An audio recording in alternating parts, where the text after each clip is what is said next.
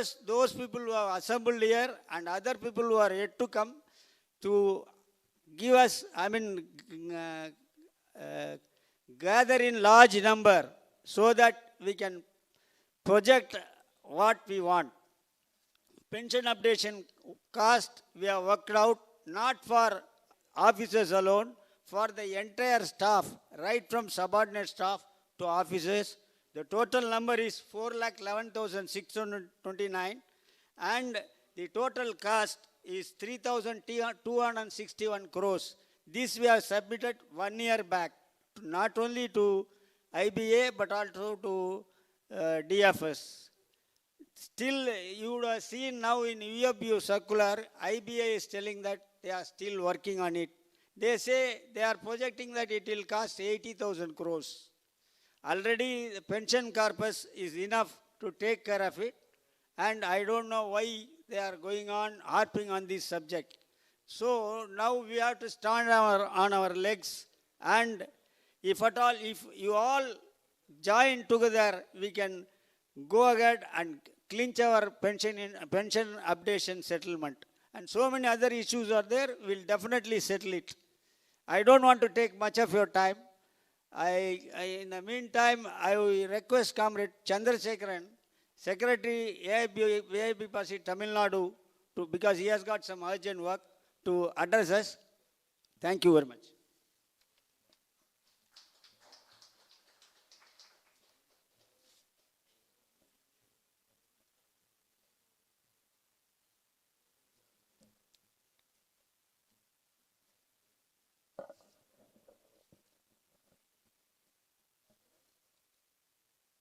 Comrade Rangarajan,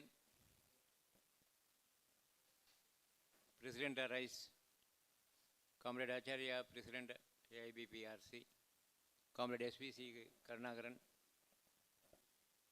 Comrade J.D. Sharma, other leaders of the dais, and my dear comrades. We are meeting at a very crucial juncture. But at the outset, I am extremely glad to be in your midst today. I think you had your executive committee program yesterday, and you are having the members meeting today. At the outset, on behalf of Hyderabad Tamil Nadu State Unit and on behalf of All India Indian Bank Pensioners and Retirees Association, IBPARA, I am the chairman of that organization, Comrade Kuppusamy, the senior most comrade available in our governing council of IBPARA. He is above 81. He is 81. He could not come. He has also conveyed his greeting. So on behalf of both the organization, I wish this meeting all success. Comrades, every now and then, if you open your WhatsApp or mobile, either a good morning message or a updation message. That is the order of the day. And we are not able to exactly judge. Just now I was speaking to Comrade Acharya. He asked me one question: how do you feel about this present situation? We are in a very peculiar situation, to say. The nodal agency, IBA, says they are not a legal body. But all kinds of works they do. Whenever it suits them, they say they have the mandate. Whenever they do it does not suit them, they say they don't have the mandate. IBA being against us. Naturally, a management body is bound to have its own stand, own position in opposing us. Government of India does not want to negotiate with the bankers directly.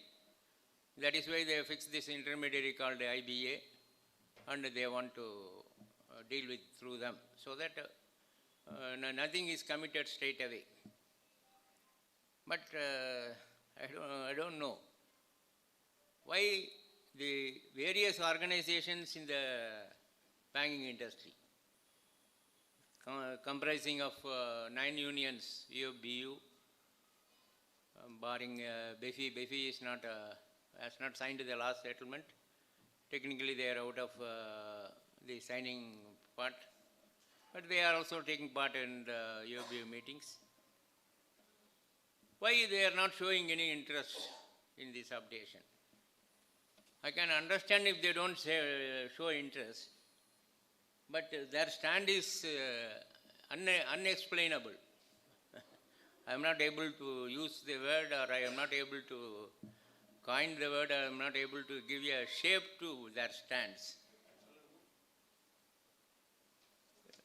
In the given situation, if you all ask me, we were all in IBOC right from the days of 1984. I very well remember ICOBU conference took place in Chennai.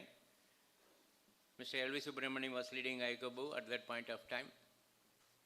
The split took place in ICOBU. At that time, Comrade Mr. Ramji was leading the IOV officer organization. We all went to Bank of India Training College. We had an initial meeting, 14 affiliates had a meeting, and ultimately AIBOC was formed in the year 1985. The strength of the officers' movement could be sensed at that point of time itself. That sixth joint note or fifth joint note, whatever you call, a bilateral arrangement, was made possible when IIBOC itself was not born. Godbole, after the split and went and met the ministry, we were in the midst of wage revision negotiations. At that point of time, government realized the entire officers committee is behind Godbole and not with the official leadership of ICOBU. So the first ever bipartite settlement, or which we call for officers as joint note, was not signed between IBA and the IBOC. It was signed between IBA and 14 individual organizations, respective general secretaries signing on behalf of their organization. On behalf of our organization, Indian Bank Officer, All India Indian Bank Officer Association, Comrade K.N. Kannan, who was the General Secretary, who was the first Deputy General Secretary for the entire South. And those days only 4 Deputy General Secretary posts were there.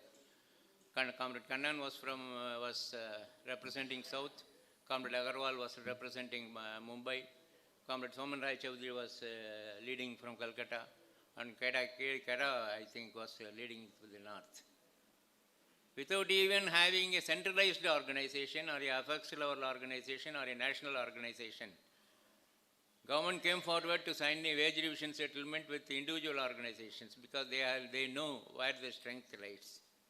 From that moment, it was a very long journey, it was a very arduous journey that the officers' movement has taken place.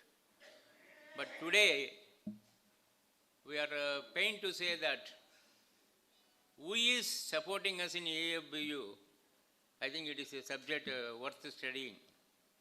I think Comrade JD who has done a doctorate, can take up it as a subject and he can try to find out where do we stand. Day before yesterday, in Comrade Tyagarajan's function, Rangarajan sir came with his wife and introduced his wife. He is my wife. I told her, "Good morning, madam, you are Mrs. Updation."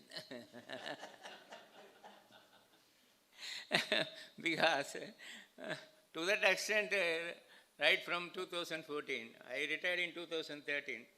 Comrade Acharya one day spoke to me, you should take up and form the state committee. I told her, sir, there are certain constraints, sir, funds and other things will be a problem for our organization and all that. He said, nothing is required, your face is required. That was the only requirement. Rest of the things we will take care. From that moment onwards, I have been part of this state committee. From those days, at the time our All India leader, Comrade A.K. Jana was there. Every day he will rang up and say, Chandru, talk to Rangarajan, get the calculation. Rangarajan is stationed very near to our association office. He will come and give the calculations. I think for 7 or 8 years, he has done a great research on updation. Updation in its original form, updation under an RBI model. Every sort of calculation has been given by Comrade Rangarajan. But beautifully, 2 days before when the UFBU was met, they are telling that they have to still work on that. I don't know what kind of working they are going to do. If you want to, we had one general manager by name Philip. I was a very strict disciplinarian in the sense, if you don't come with your identity card, you will not allow us inside the office. I used to go and quarrel with them. You might have forgotten, let him allow him to do the work. Why you are preventing him from doing the work? No, discipline is more. A lot of clashes between us. But I learned one thing from him. He used to always say, Chandru, he was otherwise a very close friend to us. He used to always say, Chandru, if you don't want to do a thing, you can have 100 reasons. If you want to do a thing, only one thing is required, that is commitment. So, what is lacking in the entire way of view? I am not, don't say that IBOB was founded this child called IBOB. In 2012, we had our foundation conference at Nagpur. In 2013, we have given shape to AIBOC. The first conference was taken place in Delhi. And IBOB has traveled a very long distance. What is the success of IBOB? If you ask me, I will say only one thing. Today, leave alone updation, leave alone pre-1986 retirees DA issue, leave alone family pension, leave 1980s, pre-1986 retirees issue and all that. In our conference, whenever we hold a conference in Chennai, we are a Chennai-based bank, so we always hold the conference in Chennai. In one of our business sessions, morning last conference we held in 2019, in the afternoon business session, around 10 speakers spoke. None spoke about updation, none spoke about any issue. They only put forth one demand. You organize this kind of a conference every year. From the dais I asked him, how is it possible to organize a conference of 800 people or something like that? We don't have that much of a big money and all that. How do you? He said, any amount of money you want, we will give. Because we are able to see each other. We are able to meet each other. We are able to inquire about each other. What they want, he says, you arrange some tiffin, you arrange some lunch, you arrange coffee, something like that. We want to be together. This togetherness has been made possible by IPOBARC. That is the greatest achievement. Retirees can come together. Retirees can organize themselves together. Retirees can meet together. That is the most important thing that is required today. In that perspective, IPOBARC has given a real shape to the retirees movement, and that is a great success of this movement. I don't have anything against AIBRF. I generally, even in AIBRF group in our bank, they will make me a member. They say because when our bank was in difficulty, we were the first pioneers. Even before EOB was formed, EOB was formed in an Indian bank. All 6 unions came together. Lot of work used to be, drafting work means that will be given to me. So I am friendly with everybody. In lot of groups, regardless of the fact that I belong to IBOBARC, you make me as a member. So in all these things, one thing very clearly emerged. IIBRF was formed in 1995 after the pension option has come and pension was introduced. IBOC took time and it formed the organization in 2012. A lot of our friends who are IBOC leaders are members of AIBRF. Because that was the only organization that was at that point of time available. So, in fact, Comrade Govindarajan, who is the General Secretary of Union Bank Officers Association affiliated to IBOBARC, he used to say, Chandru, I am the General Secretary of the Retiree Association affiliated to IBOBARC, but I am a member of AIBRF because it is a life membership they have remitted. When our people came out and formed this, C.H. Venkatachalam gave a new dimension. There is no provision of resignation in AIBRF. So everybody continues to be a AIBRF man. So I used to say, how a AIBRF man can lead an organization in a hyperpark. So comrades, why I am telling all these things is, though AIBRF had its own existence since 1995, have you ever seen, of course, during our service days, we never thought we will retire. Till the retirement date, we never realized that we are going to retire. That is the biggest problem. A lot of people used to tell nowadays, while meeting the serving leaders, some of our comrades used to say, you will also retire one day. I used to tell them, don't tell that, because we have also not felt like this. We thought that we will be continuing. Retirement is only taken us by a surprise. So that way, we are formed in 2012. But objectively and practically analyze, during 1995 to 2012, 17 years approximately, how many times AIBRF or for that matter you or anybody has talked about updation? Or any communication they have issued on updation? Today, what is the achievement of UFB when hyperpark is? We have compelled UFBU to talk about updation and bring it to the negotiation table of hyperpark with the IBA.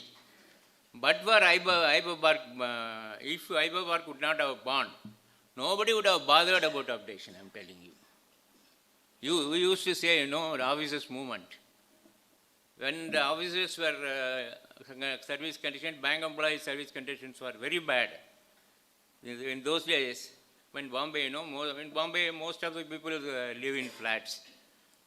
Every people working in different sectors will come back home, have dinner and go to sleep by 10 o'clock or so.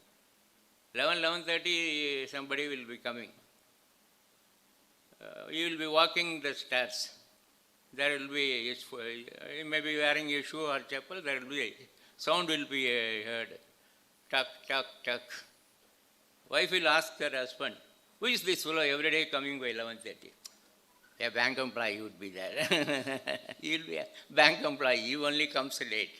So, that like that, nowadays, as far as our movement is concerned, but for our organization taking a shape and our organization raising the issue of updation, nobody would have talked. In those days, when officer movement was not given shape, the clerical wage revision or the award staff wage revision will be finalized and something more will be added approximately, not on any scientific basis, and that is the wage revision for officers. Today, that is the way the officer wage revision was finalized. Ultimately, we could, in 1985, in 1984, we were able to sign the settlement, joint note with officers, because the credit goes to Comrade Aran Godbole and Comrade S.R. Sengupta. If officers could organize together and come as an organization and sign a settlement, the credit goes to Comrade Aran Godbole and Comrade Sanchita.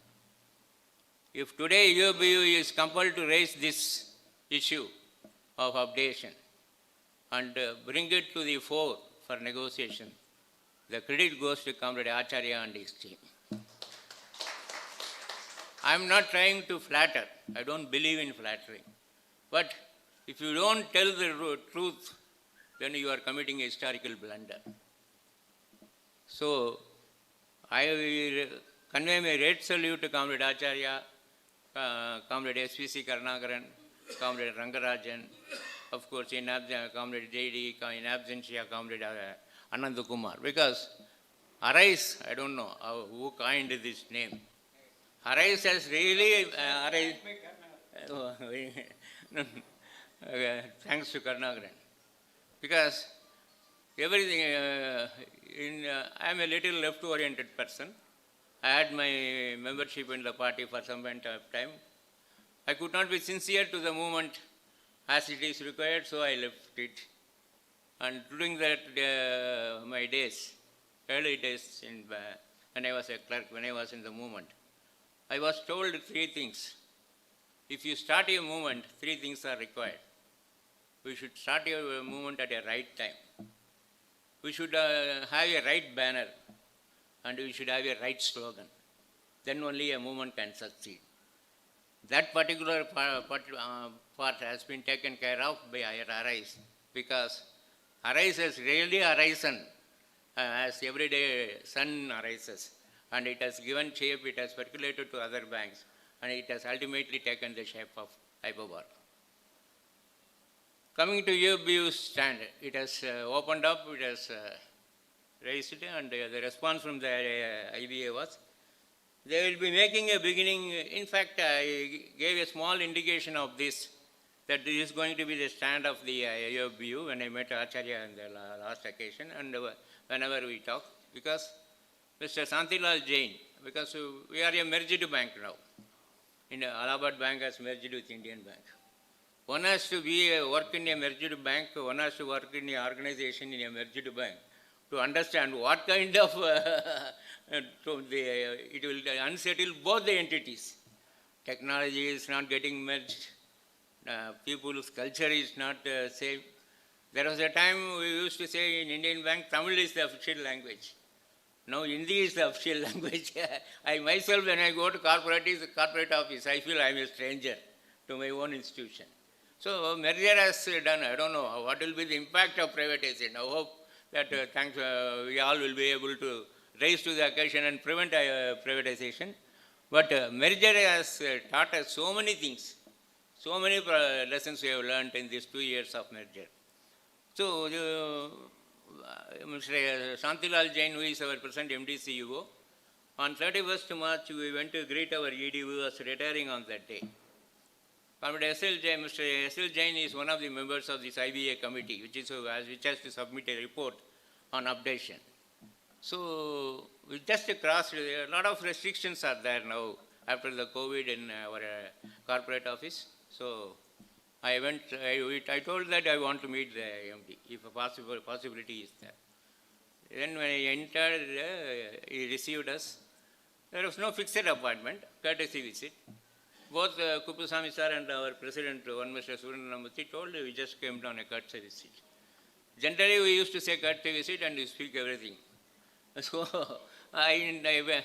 on my part, when my turn came, I told him, sir, what you are going to do on updation? He told me, sir, we are trying to do our best, because while all others are having the meeting over Zoom, always Santilal Jain goes to the IBA office on that day, sit together and speak with the data. At least a little sincere person over this issue. He said, pre-2002, up to that, I can guarantee something will happen. More or less the same stand as emerged in the UABU talks. I told him, sir, you should stretch it beyond to cover all bipartites. Because this subject coming to the discussion itself, it has taken more than 2 decades. If further it is postponed, then I don't know how. This is a generation which is leading their life in the evening of their life. So something should happen to cover all the bipartites. I was insisting. Then he told my friend, I am also interested in updation. I am going to retire after you, after you all have retired. So I am telling, because in a way, when I read through this UBU circular, I was a little perplexed. They have linked 2002 retirees, I can understand. There are a large chunk. Special VRS came in 2001, it will cover large people. I don't know why this pre-1986 retirees is also clubbed with them. Because 2 years before or so, the data was 2,500 people, totally in the industry. By that now, they are all in their 90s. At least 500 people would have approximately passed away. Even if the bank itself can decide to give these things, it need not be brought at the industry level as a updation. So what I am trying to say is, we are not able to identify who is working against us, whether it is IBA, whether it is UFBU, why we are not able to get our founding organization, AIBOC, to the required extent. All these things you should keep in mind. With no malice to anybody. We are not a member of any UAB organization. We cannot demand anything as a matter of right. But since they are negotiating the body, both IBA as well as UABU is against retirees organizations negotiating the issue. I only feel that time has come that we should make our presence much more felt. Just now also I was telling, yesterday the last a couple of 2 weeks before also we met at Delhi. We took a decision to go for agitation in September, October, state level dharna, dharna, Jantar Mantar and all that. Prior to that, some communication will go from governing council members. Now that they have taken up the issue of updation and they say they will be restricting it to pre-2002, somehow we should collectively express the view of our members in some form. I am, every time I used to tell, let us go for an online memorandum.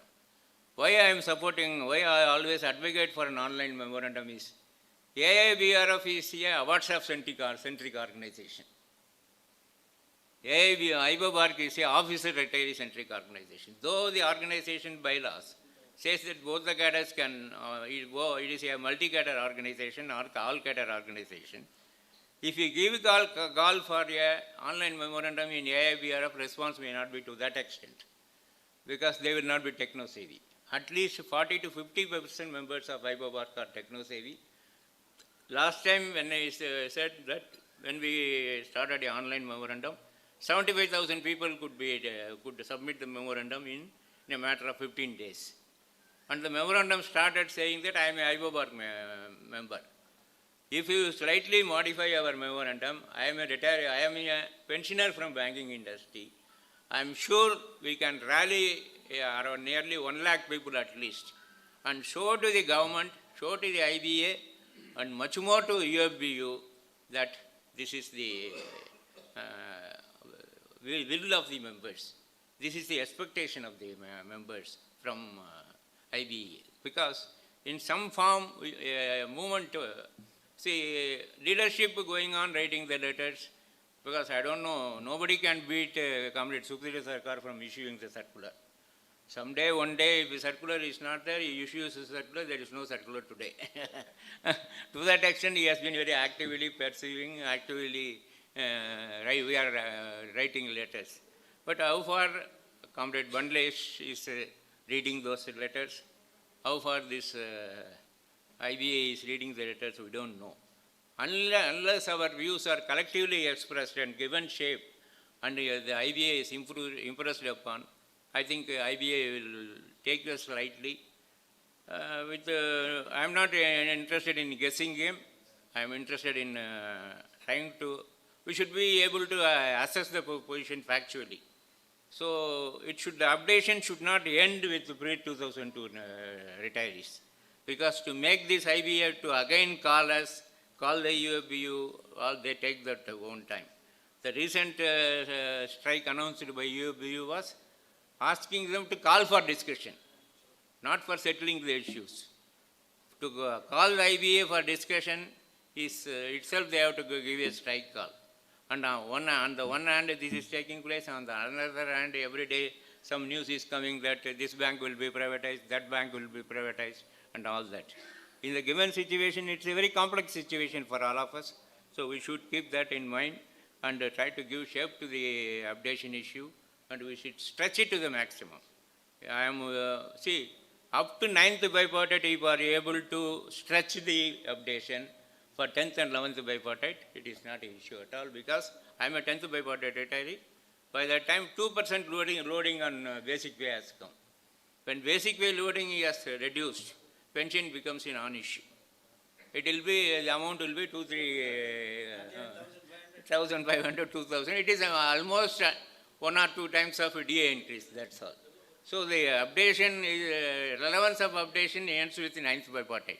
So we should keep it in mind and we should take the cudgels now and we should carry on the fight to stretch the updation up to at least 9th bipartite, so that 10th bipartite, nobody will be able to say that astronomical cost, because if they are asked to prove it, they will not be, they don't have any material to prove it. And yet another factor is this group insurance. I don't know.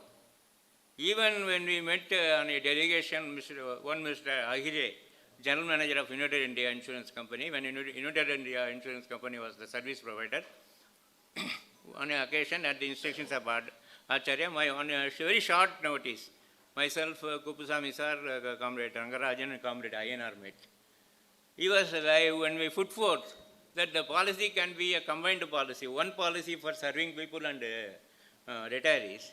He was slightly indicating a good amount of cost can be shifted to the serving people. That is one of our demand. And we are demanding full subsidization. None of our demands are being echoed by EOBU in the group insurance. They say that place-wise some gradations can be there. This time another new thing is a minimum policy should be given to all the people. This is the only 2 points there, this thing. So I don't know, in the given situation, what will be the fate of IBA insurance. Yesterday I was watching an interview. Recent GST Council has imposed fresh GST. If you are admitting in a hospital, room charges 5% is charged as GST. If you are in somebody is admitted in ICU, it is 5%. If you purchase your milk in a packet, you have to pay 5%. If you purchase your dal or rice in a packet, that is 5%. So all kinds of in the GST front, a lot of things are going up. So naturally, all these things will be loaded in the policy only. So if we have to do something on that, because none of our views are being reflected by the UOBU, though they claim that they are representing the retirees' issues. So on the insurance front also, something has to be done. Of course, these welfare measures, they have been demanding that 3% of the operating profit should be given. In our bank, after merger, a lot of issues cropped up. Our management took a view, those prior to merger retirees, no welfare benefit will be extended. We have been articulating this issue with the management. One day I have picked up a quarrel argument with our previous MD, Padmaja Chandru. She said Allahabad Bank people did not come with any welfare benefit, so those who retired prior to merger, why it should be given welfare, extended with welfare benefits. Then when I insisted, she asked me, are you from Allahabad Bank? Then I told, madam, I need not be from Allahabad Bank, I need not be from Indian Bank. Basically, one thing you understand, in an institution, there should not be any divides. You will be failing in motivation while addressing the people towards growth of the institution, towards mobilizing more business and all that. Once whether you like it or not, merger has taken place. In a merged entity, everything should be common. Ultimately, we compromised. We had 3 benefits. 4,000 rupees will be given as medical aid, 3,500 will be given for health checkup, and 4,700 was given for insurance reimbursement. We have foregone 700 medical insurance reimbursement and extended to all the retirees money, regardless they are superannuated, regardless of the fact they are gone on VRS, and regardless of the fact they have come from erstwhile Allahabad Bank. Now, though we lost one benefit, all retirees are getting common benefit in IB and EAB entity. See, when something is not possible to achieve and improve upon, we should come forward to share things. If we want to care for somebody, we should share something with somebody. This is a lesson we have learned, and we are able to do that. Comrades, I don't want to take much of your time. My only request to Comrade Acharya and Comrade SPC, the top leadership that is sitting here, is family pension is a great achievement. But I find even in the family pension, in the cadre of lower cadre people, on account of the removal of the minimum class, I find the sub-staff category employees are getting less. Their pension has been reduced. Even in the case of one enhanced pension, a person, she was going on telling my pension is reduced. Then one day I sat with the department, I found, prior to the improvement of family pension, they were drawing 8,865 or so. That has come down to now 6,911. An improvement or enhancement of family pension increase cannot result in reduction in pension. So somehow this issue, it came up, but it is not being pursued. We may not have that many members from part-time category, staff category, sub-staff category, or even clerical category drawing low wages. Ultimately, they would have become low pensioners. My request is, according to me, a trade union exists, suppose for officer organization. Throughout our lifetime in officer organization, we were concentrating on transfers, promotion, and all these things. I used to tell always in my meetings, the role of your officer organization or award staff organization in the matter of transfer ends with formulation of transfer policy. After ultimately no policy is being followed by management, we make intervention, get change of orders and other things. Promotion also is a management function. We only make intervention. The role of a trade union is fighting injustice, mainly fighting injustice. In that perspective, though this category of people who are affected on the family pension operation may not be more, ultimately we have to stand by them, we will have to fight for them, and we will have to ensure that some kind of, at least reduction should not be there. If not improvement, reduction should not be there. This is my request to the leadership. Ultimately, see, whatever position updation take place, let the government come forward and make a beginning on updation. This is my personal view, because we may not be able to have an ideal situation. See, we are living in times after Amartya Sen's book of an idea of justice has came into play. All of you would have known, at least I also not read the book fully. Water. If I have not gone through the book, but I have read one article on idea of justice. The book Idea of Justice has been Nobel laureate Amartya Sen has written, and the book was to be inaugurated in a London hall. 400 scholars were there.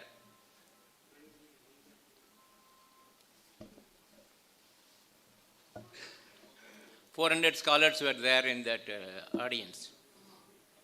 He raised a small issue.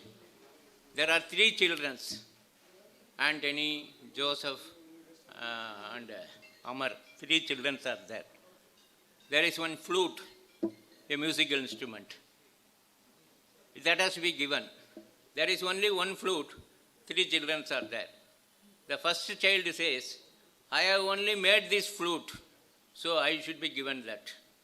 I have given shape to this flute, I have manufactured this flute, it should be given to me.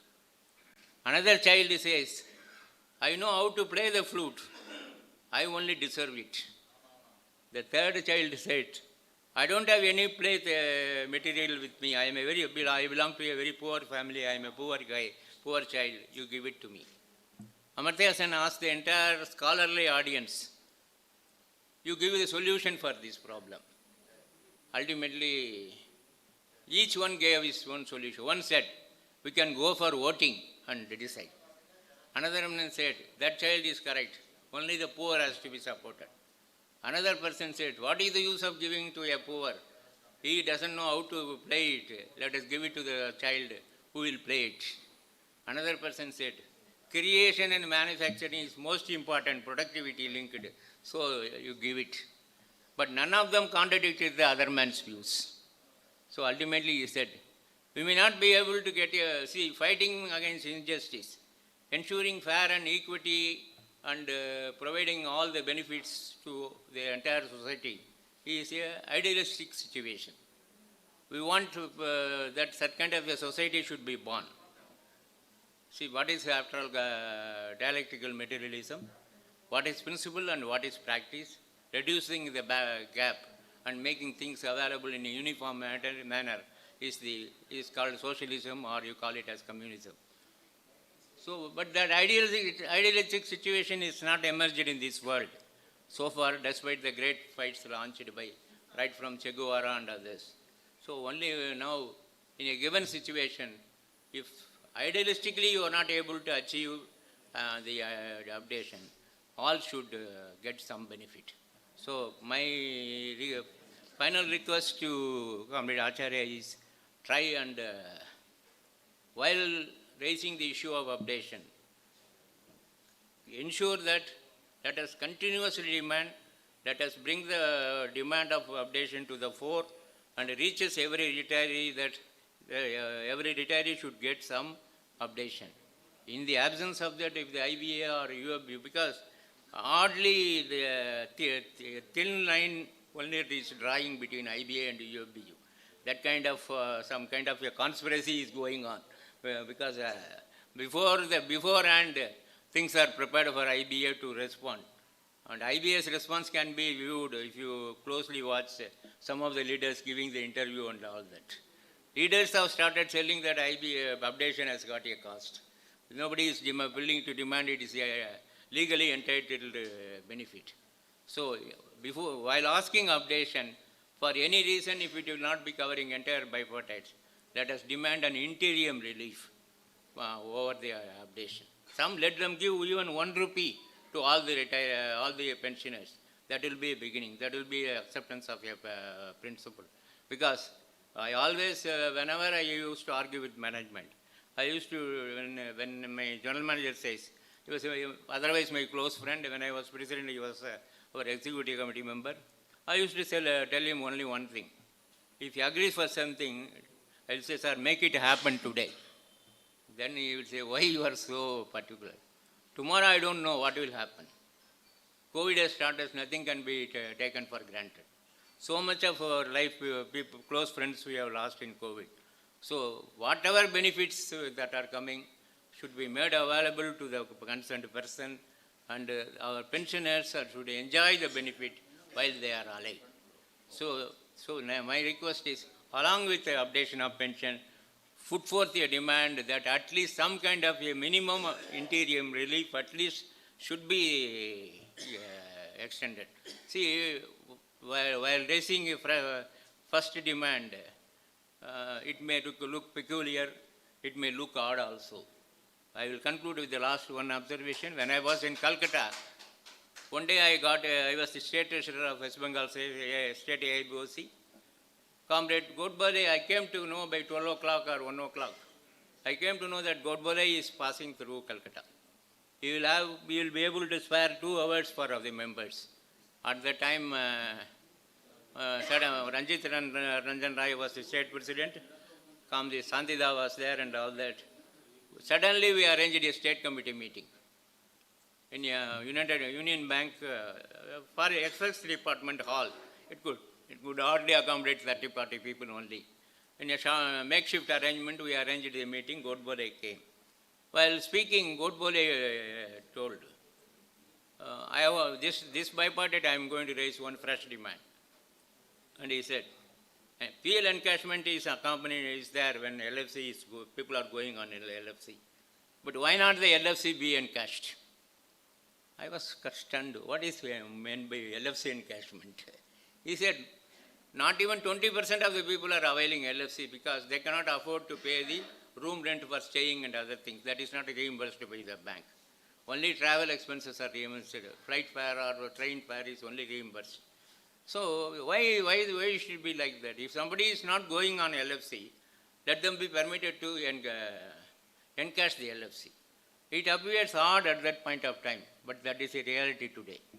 Likewise, some kind of a demand on interim relief on updation, it may appear as odd and peculiar now, but if you continuously realize it, it will send a right message to the IBA and the powers that be, that updation, this IOBARC will not leave the updation issue, and they will make it happen.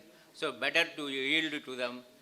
They let them sign any settlement with UFBU, let them amend the regulation or let them implement by administrative orders. Whatever they want to do, they do. But all the living pensioners should get at least 1 rupee as a symbol of implementation of updation. This is my appeal to the leadership. Comrades, everything around us today remains uncertain. On the one front, we feel that privatization has reached our doorsteps. On the other front, updation and other issues are at a fluid stage.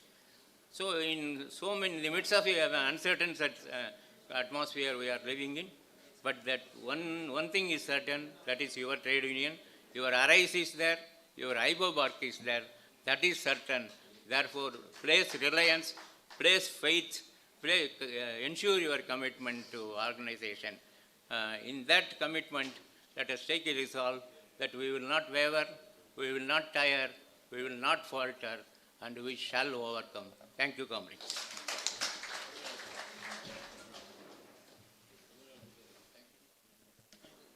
Thank you, Comrade Chandru, for engaging the audience in a very informative way. Thank you very much. I now request Dr. J.D. Sharma to greet and address us.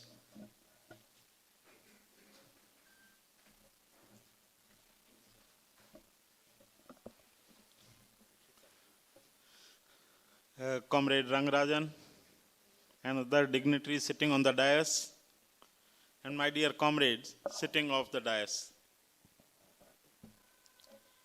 In fact, when I came to Chennai this time, I didn't know that there will be a meeting. So we booked our ticket for evening flight, hoping that we will go to central office or meet some friends personally. But when I came to know that there is a meeting today morning, I felt very happy. If I had gone to meet my friends today, as per my original plan, I would not have met so many people as I am meeting now. So thanks to Comrade K.S. Rangarajan, Tyagarajan and others to have organized this meeting during this daytime. Normally meetings are done the evening, but retirees, for them, any time is good time. And this meeting is taking place. Thank you, comrades. Friends, as you all know, UFBU is all out to ditch our issues. We have been pinning hopes on them because they are the only bargaining agent in the banking industry, whether it's for serving employees and officers or for retirees collectively. They claim that they represent retirees also. And they say, because they are retired, except IBOC, all the constituents of UFBU there are NOBO or NOBW, except these 2-3 organizations, all organizations are led by retired people. And when our request goes to IBA, that we should be called for structured meetings for negotiation pertaining to retirees issue, and they have a word with UFBU, they say we represent them also because we are also retired people. The representatives don't acknowledge the basic concept that you can represent your electorate, you can represent your constituency. To serve you as leader of working organizations, serving members organizations, we never voted you. So how can you represent us before IBA? We never vote for you. We are retired people. We vote for our leaders, Suprito Sarkar, Comrade Acharya, SBC and all that. We vote for them. So if we have to be represented before IBA, it is our elected representative who should represent. There are a lot of efforts taken by Comrade Acharya in DFS, Finance Ministry, that we should be invited for talks by IBA. Government wrote to IBA that please explore possibilities of inviting pensioners organizations for talks on issues pertaining to pensioners and retirees. When this idea was given by IBA to UFBU, they said, no, it's not required. We are there to take care of everybody's interest. Why they have that fear that retirees organizations getting a chance to negotiate directly with IBA? What are they going to lose? There should be some fear in their mind. One fear is losing importance. Another fear is losing recognition, being the sole bargaining agent. And third fear, which could be playing a very prominent role, predominant role, could be some other considerations. Otherwise, why they should have fear of us? Comrade Acharya has been going for wage talks for officers. He has been signing settlement. He signed, in fact, the pension settlement in 93. He has signed our salary revision settlements. Comrade Anand Kumar has been signing salary revision settlements. So when these leaders could go and sign settlements for pension, for salary revision, why they can't sign settlements now for pensioners? It is only the greed, the lust, that those people continue to be office bearers even after retirement. We belong to that organization, the culture where serving employees should be led by the serving employees, not by the retired people. This is why in IOBOA, that culture never came up, that retired people can lead the organization. In Indian Bank, that culture never came up. This is why we are out. Otherwise, people like Comrade Acharya would have been the best leader to negotiate issues of pensioners with IBA. So what they did when government wrote to them, explore possibilities of calling them for discussions, for negotiations, they wanted to cover up how to deny the platform to the pensioners. They talked to the MDs of the banks and they said, government has given this type of instructions. We will be sending to you seeking your views on this. And you say it is not possible. So it went to every bank and every bank MD gave the uniform reply as dictated that because of multiplicity of organizations of pensioners, it will not be possible for us to invite them for talks. So if bank level they cannot invite for talk, how IBA will invite at central level for talk? Friends, we told them that in UFBU there are 9 constituents and then you invite non-UFBU players also, 1 or 2 players who are not part of UFBU. They are also invited for wage talks. They are allowed to sign the salary settlement. So if you can deal with 11 organizations at industry level, how many pensioners organizations are there? We have State Bank Pensioners Federation, we have IBAPAR, and we have AIBRF. These are the 3 major organizations of pensioners. Other than that, 1 or 2 organizations have come who are tax savvy and practically digital organizations, not registered like us, like IBAPAR, like AIBRF or SBI Federation. So practically 3 organizations, they say multiplicity of pensioners organizations. Whereas for 11 organizations, they say, yes, we can negotiate with 11. So it cuts no ice, practically, what they are telling. But if UFBU is continuing to oppose us, even to come to the negotiating table, what kind of confidence they can instill in us, the pensioners, the retirees, that they will take up our issues. So this is the basic premise of their taking up issues, that we should not be called for negotiation. Friends, with that background, still we are continuing to fight. Negotiating rights or not, IBAPAR has made its impact in the ministry, in the IBA, and even in UFBU, which is scared. Friends, you have seen UFBU circular, how divisive it is. Instead of uniting people, they are indulging in devising tactics. that we can take care of pre-86 retirees, we can take care of people up to 2002 retirees, where major chunk of retirees will be covered. These are all humbug things, these are all bullshit concepts. We are fighting for pension updation, not primarily that we need money. Not primarily we need money. We are fighting for pension updation to demand justice, to demand fair play, to demand equity, to demand parity. Because when banks were nationalized, all these 14 banks and then later on 6 more banks, they had their own pay scales. There was no uniformity. After nationalization, we became 100% government-owned banks. Then government took initiative that now the banks have been nationalized. They are 100% owned by Government of India. And as bankers, they undertake many functions of the government, managing the funds and accounts and all that which earlier was being done by RBI and SBI. They said now nationalized banks also perform many functions which are government functions. Then they came out with the idea of Pillai Committee. They constituted Pillai Committee. What was the objective of Pillai Committee? The terms of reference mainly were that there should be parity amongst the government officers and the officers of public sector banks who are now entities of the government under Article 12 of the Constitution of India. So parity was the core. To restore parity amongst the government officers and bank officers, Pillai Committee was assigned the job.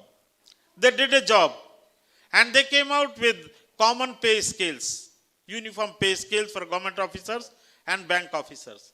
In that process, some bank officers' salary was reduced. Some banks were paying more than the government. Their salary was reduced. Still they accepted it. Why? Because the issue was parity. Bring about parity. There should be parity because we are all government officers.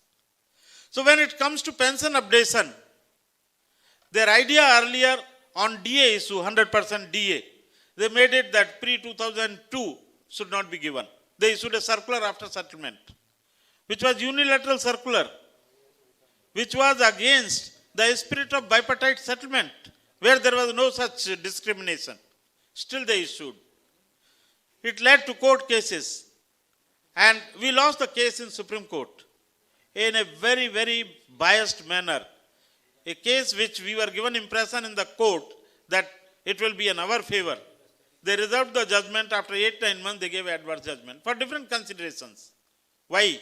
Because the senior judge in the bench, 3 days before his retirement from Supreme Court, he was appointed as chairman of National Green Tribunal with pay and perks of a Supreme Court judge for 5 more years. We got adverse judgment. So many things happen, friends. So when our negotiator, so-called representative UFBU itself says that in first batch, we should cover updation for people who have retired up to 2002. I think it's a ploy.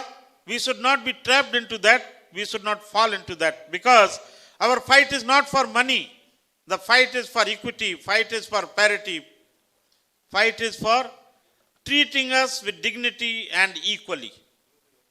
And they should not create another pre-November 2002 type of situation. That updation also, pre-2002 we will take care. Subsequently retired people, they should wait. What is this waiting? Who has to decide waiting? If for 2002 retirees, it has taken us 20 years to fight. And at the end of 20 years, if we have to compromise and reconcile to the situation that others can wait, let us give updation to 2002 people, up to 2000. Friends, those who are pensioners today, if they have to be made to wait for another 20 years, what will be their age? 85, 90 years. How many will be surviving? How many will be surviving at the age of 85, 90?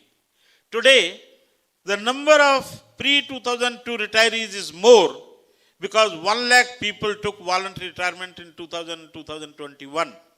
So subsequent years, such situation will not come.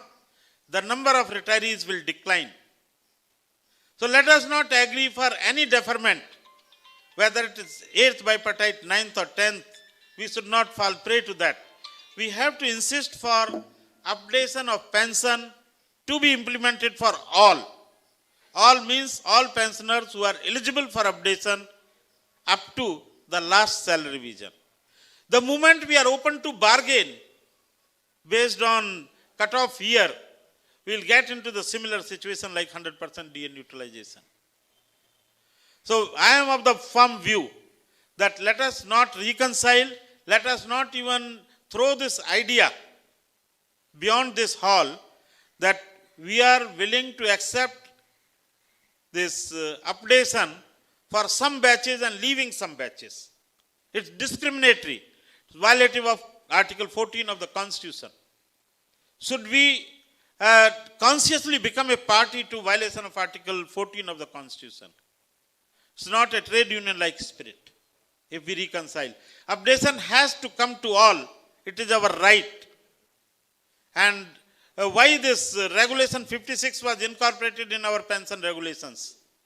Regulation 56 says, in case of doubt, a reference shall be had to CCS pension and commutation rules, central government pension scheme. Why did so? Because even at the time of framing these regulations, the understanding and spirit of pension scheme in banks was that it is similar to the pension scheme of Government of India employees. So when it is documented that our scheme is similar to the pension scheme of government employees, why we should become a party to dilute it? By telling some people you give updation and some people you leave, in future we will get. Who will fight? We may not get another Acharya after 20 years to fight for us. So friends, let us not dilute our stand. Even when we talk publicly, I may be coming in that pre-2002 batch. I may get the benefit of pension updation, but this is not the spirit of trade unionism. We should stand collectively, unitedly, and fight for updation for all, as we fight for pension for all. If we fight for updation for all, there may be delay in getting it, but ultimately we will get all together.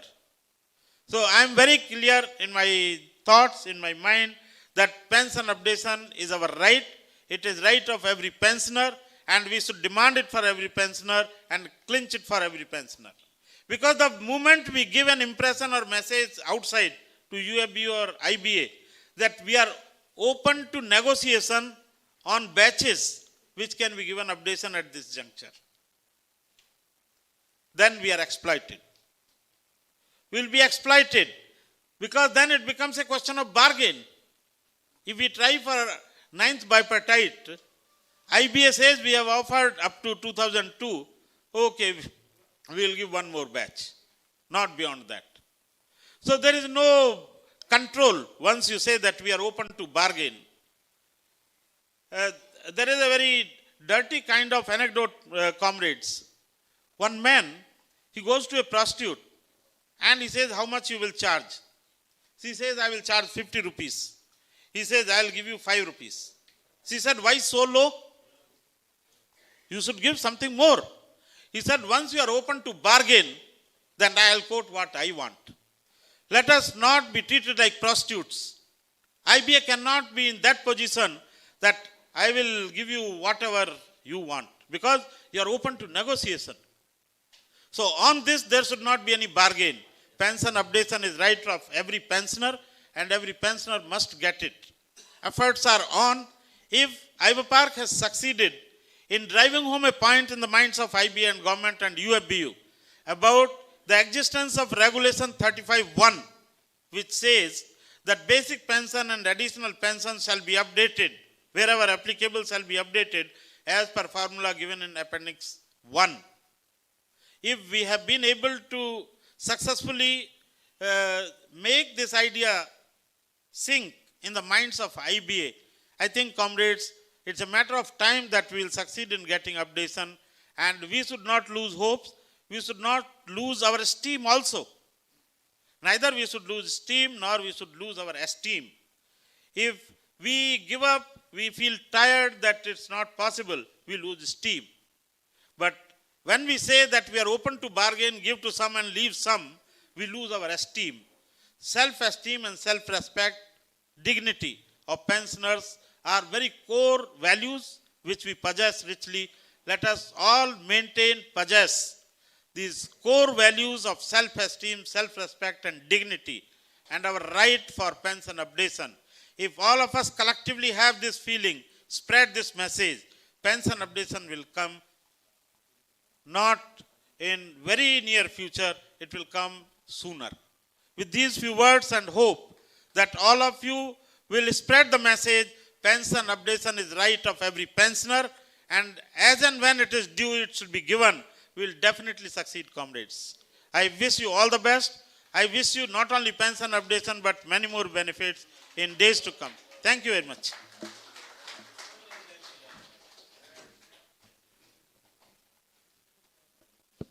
Thank you, Comrade JD, for enlightening us.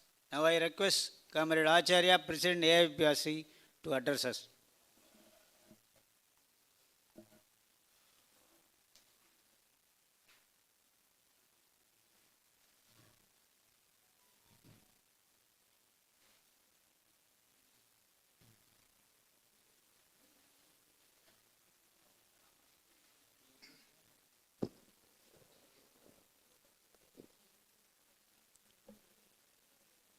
Comrade Rangarajan, President of Arise, Comrade Karunakaran, General Secretary, Comrade Krishnan, Comrade J.D. Sharma,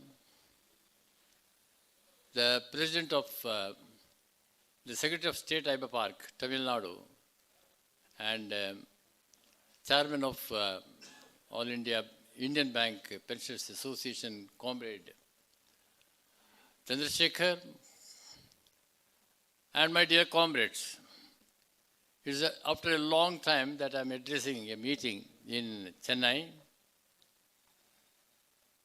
not as the General Secretary of IOBOA. I am telling you, even the Arise meeting, I used to earlier come and address.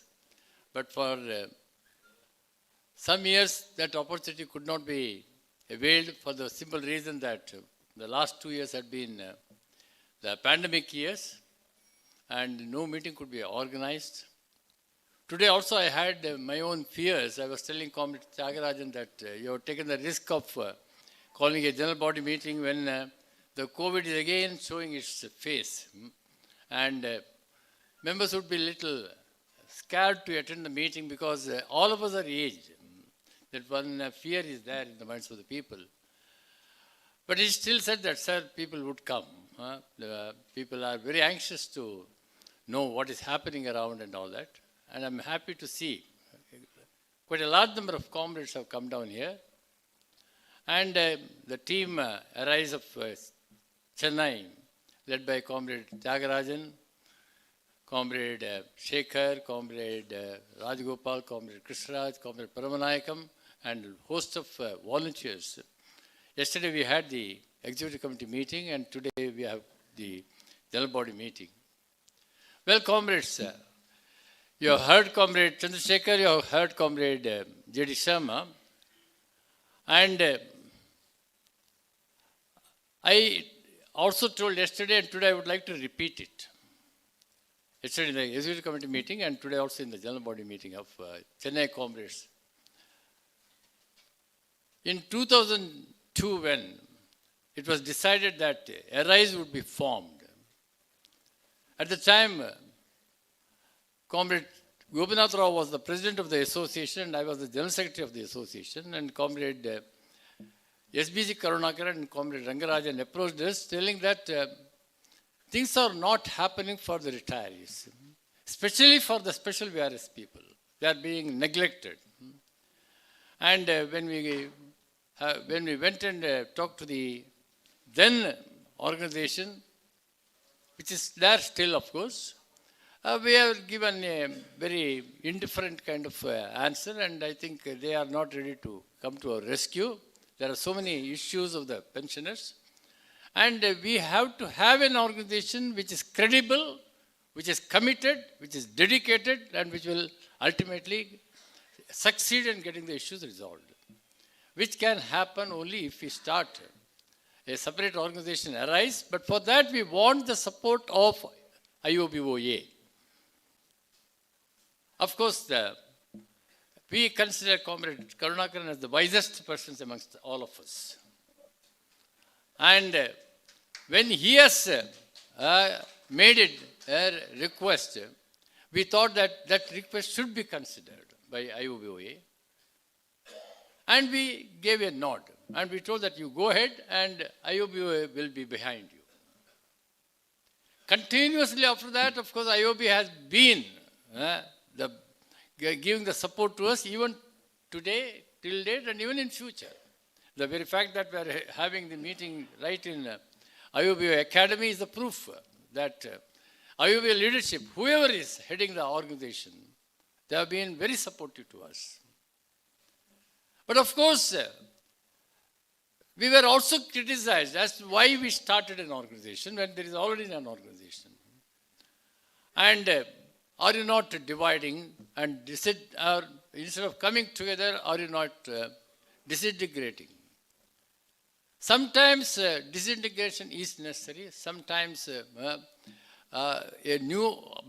birth of a new organization is necessary. That happened in officers' movement also. There was ICOBU, but when ICOBU did not meet the aspirations of the officers, Comrade Godbole and Comrade Sengupta, they started what is called IBOC.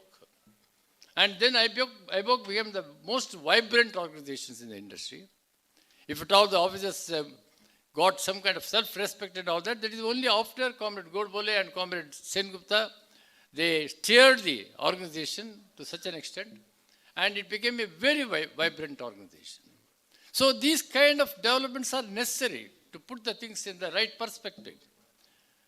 Though, of course, we were also for some time, Comrade Gopinath Rao and myself, we were just wondering whether we did a wise thing to start this organization.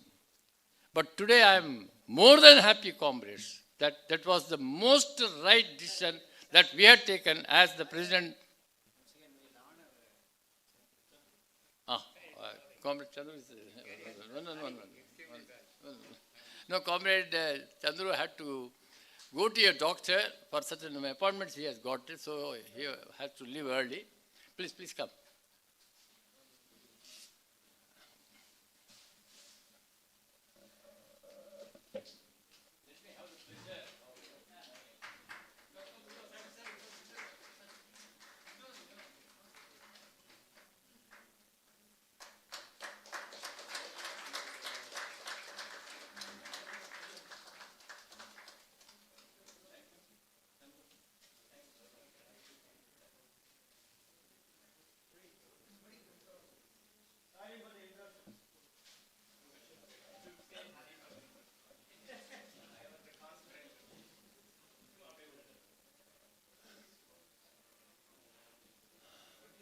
I'm very happy that was the most right decision we had taken.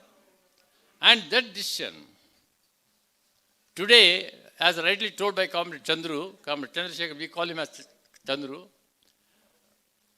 Arise paved the way for IBA Park. Otherwise, IBA Park would not have been there. In fact, we took up the issue with the IBOC leadership. Comrade Gopinath Rao and myself, many times we visited. Whenever I used to visit Bangalore, I used to go and sit with Comrade Shantaraju, Comrade Nadaf and others, and impressing upon them the need to have an all India retirees organizations for all cadre. But of course, mostly led by the officers' organizations.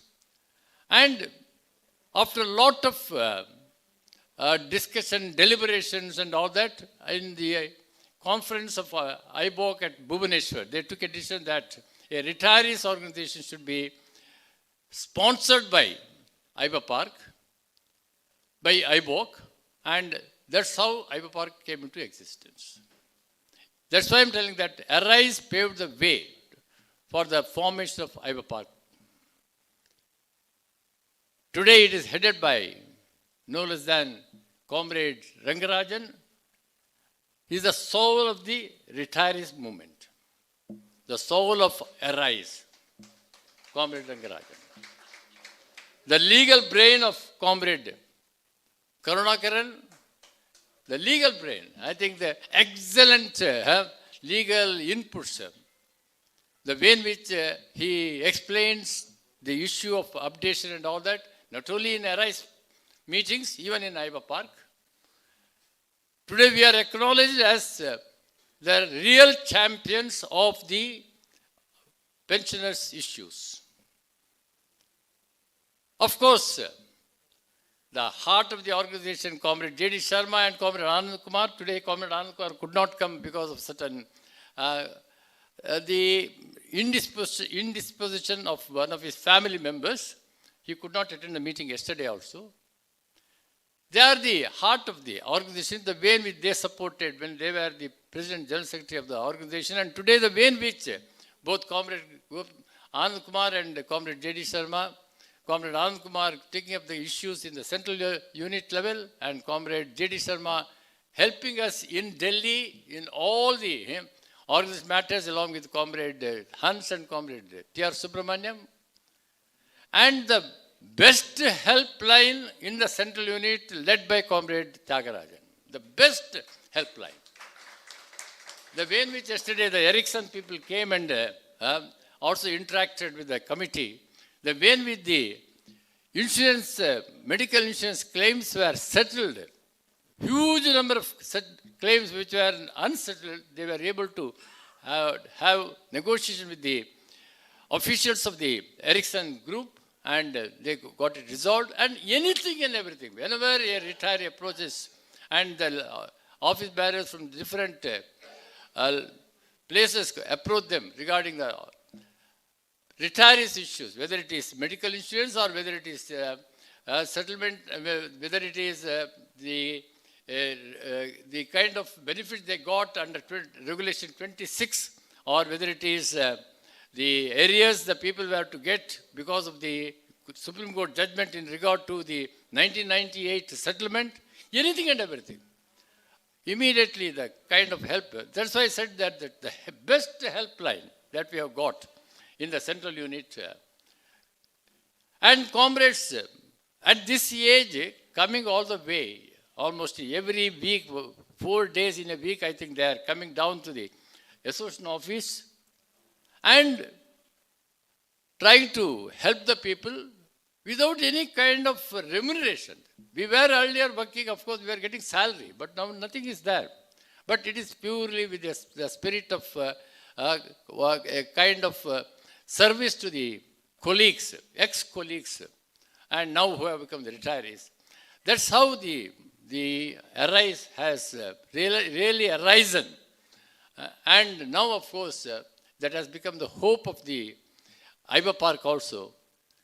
And I can only tell you, comrades, from 1995 onwards, the settlement, the pension regulation came into effect in 1995, of course with the retrospective effect from even the people who retired from 1st January 86 were given the benefit of the pension.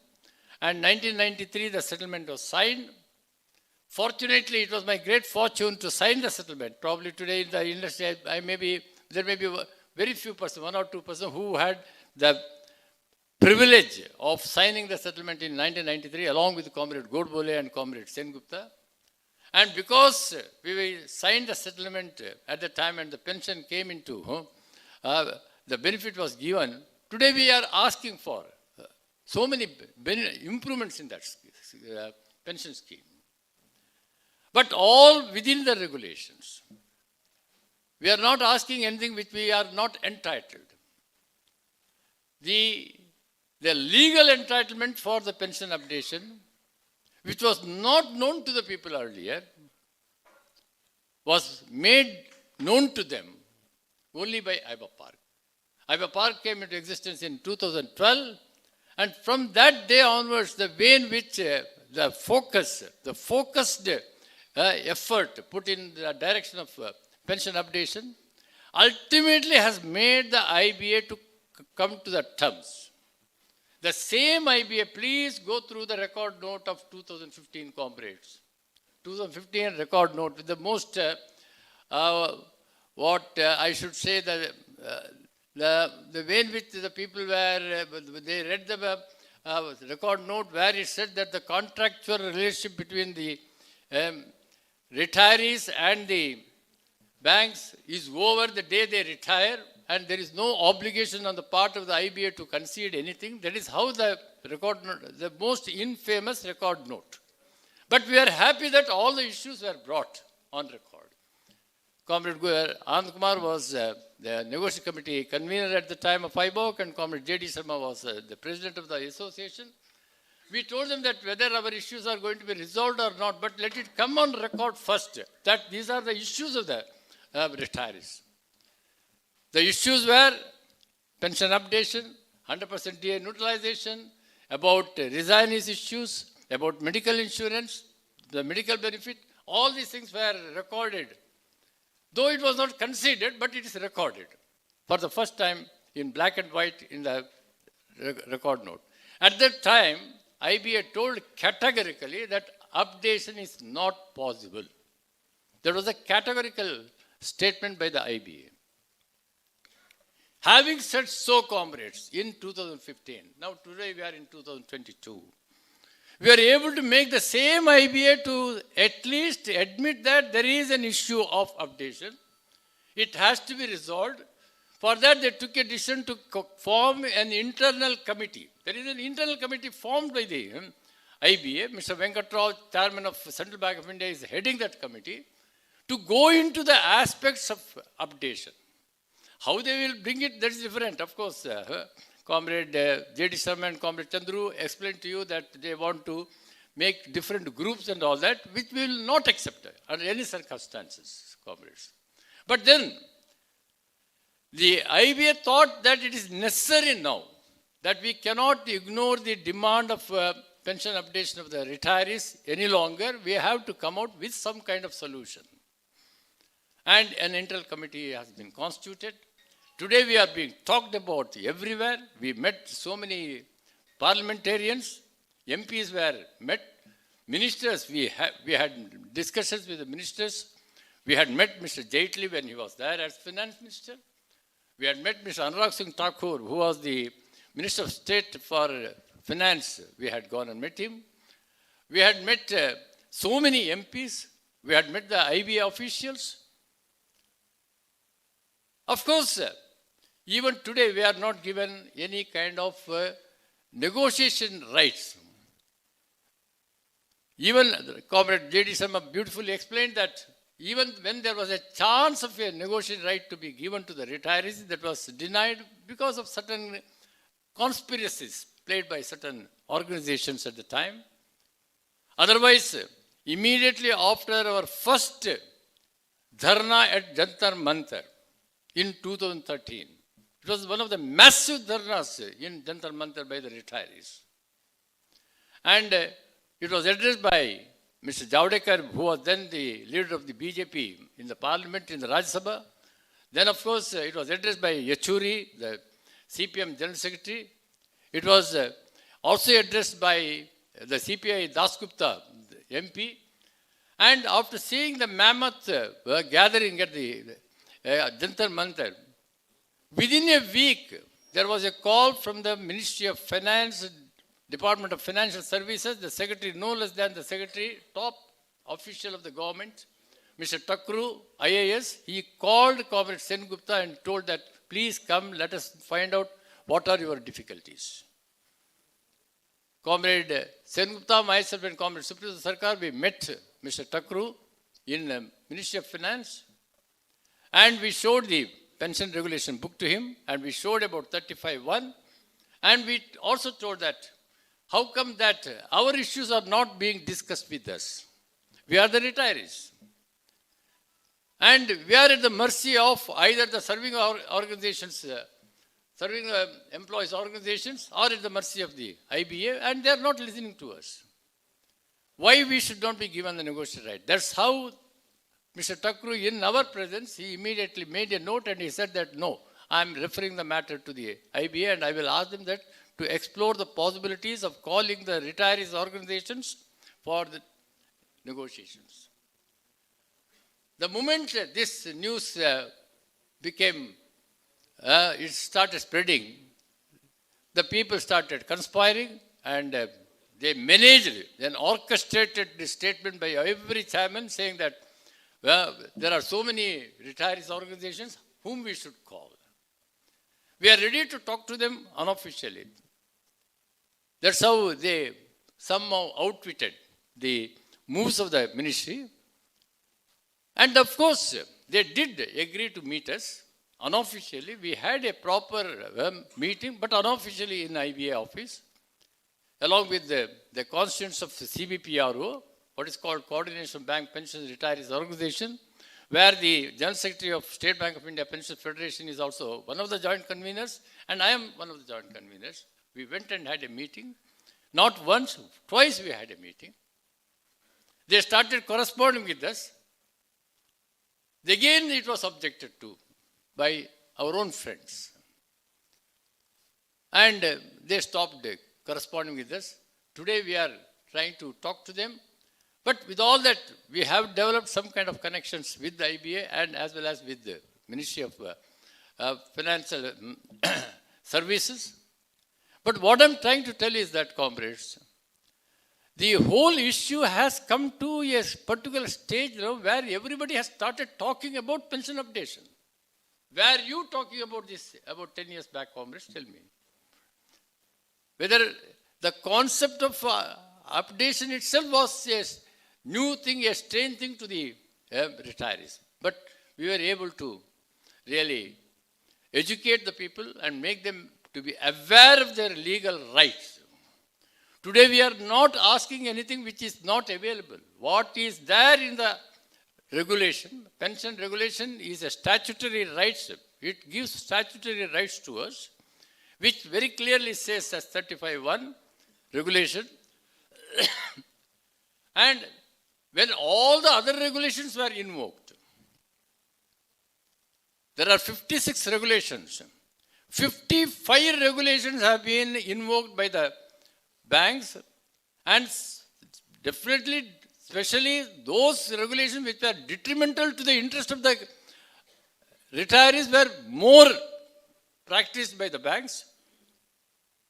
People were used to be charge-sheeted even after their retirement. And when we asked them that how can you charge-sheet the people after retirement, immediately they used to show us the pension regulation, saying that the pension regulation provides for initiation of the disciplinary actions under the pension regulation. So only under the pension regulation we are invoking it. That is the argument they were giving.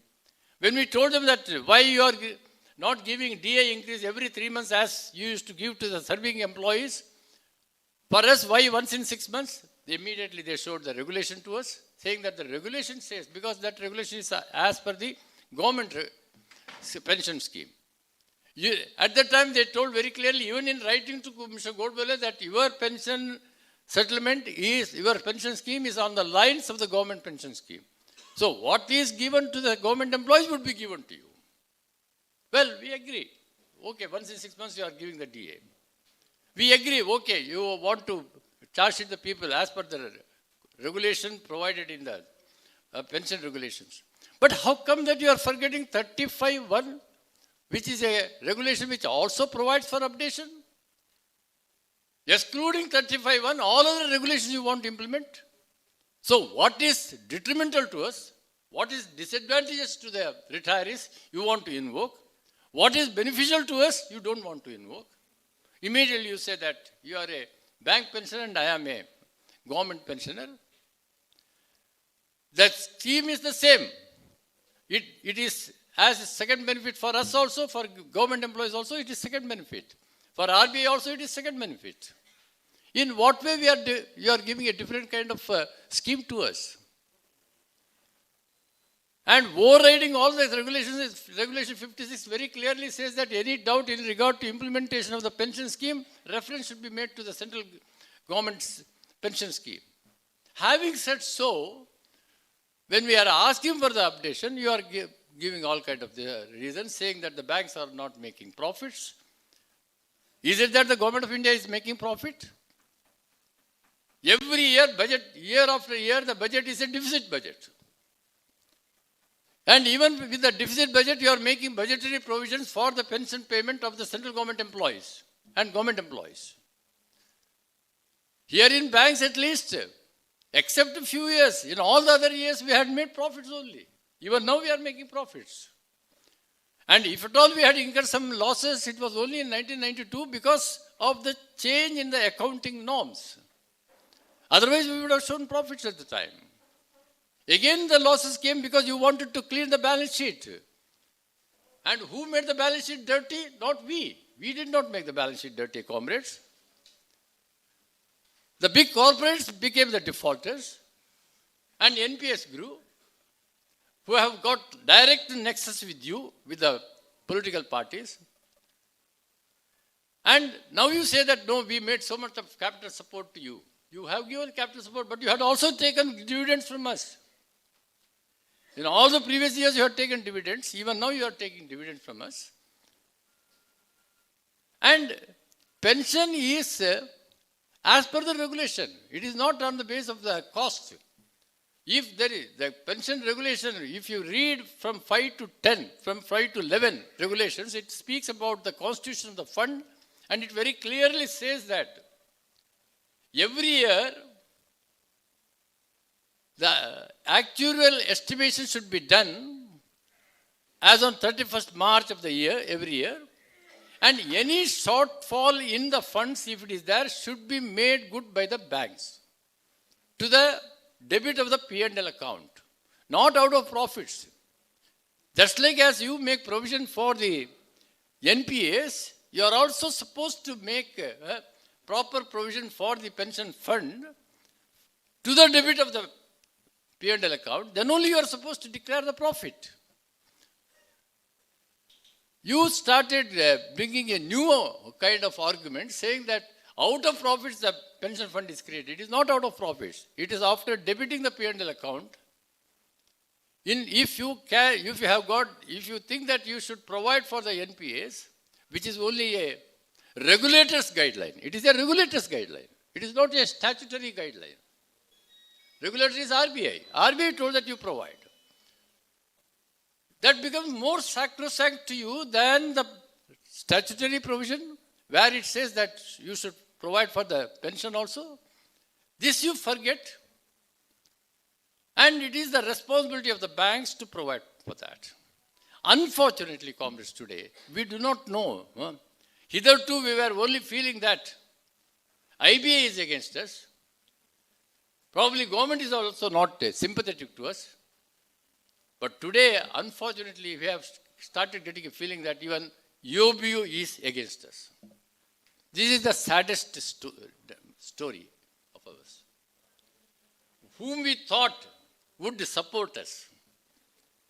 It is we who have built these organizations, whether it is officers' organizations or unions, the serving organizations. We had built up those organizations. We had built this institution also, all the banks, the way in which the banks, before nationalization, what was the number of branches and what was the total business mix, and today what is the total number of branches and the total business mix of the banks? Everybody toiled.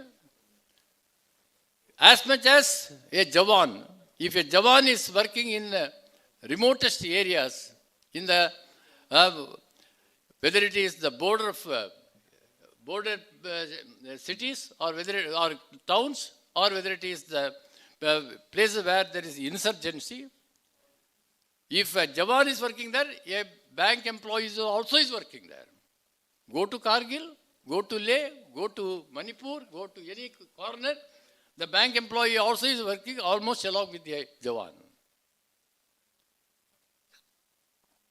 After making us to work and bringing the organization, institution to such a level, and the organizations, whether it is officers' organization or whether it is unions, we had built those organizations.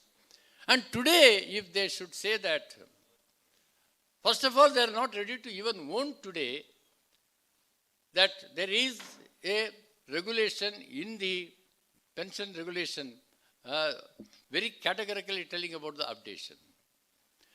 If you see the UOB circular, it says that we should ensure a provision of a clause in the pension regulation to give updation.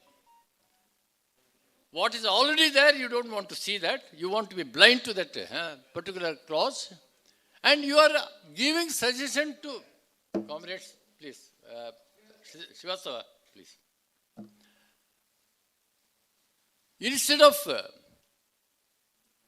you are becoming blind to the provision in the regulation, and now you also say that no, we have to make a provision in the regulation, then only we can think of getting updation. When it will happen, comrades? I do agree, things will not happen easily. I also agree. Even they are the recognized organizations having negotiation rights to get the second option for pension. It took 15 years for them. I agree. It is not that easy. 1995 pension regulation, but only in 2010 they were able to get the second option. But is it that we should again wait for another 20 years to get all these benefits? We are aging. When we are in service, we know that age is to our advantage. We can still wait.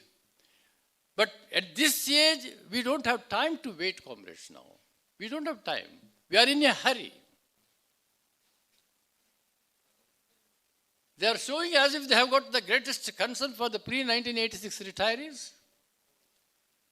According to me, there may not be even a single soul who is still surviving 1986 pre-1986 retiree.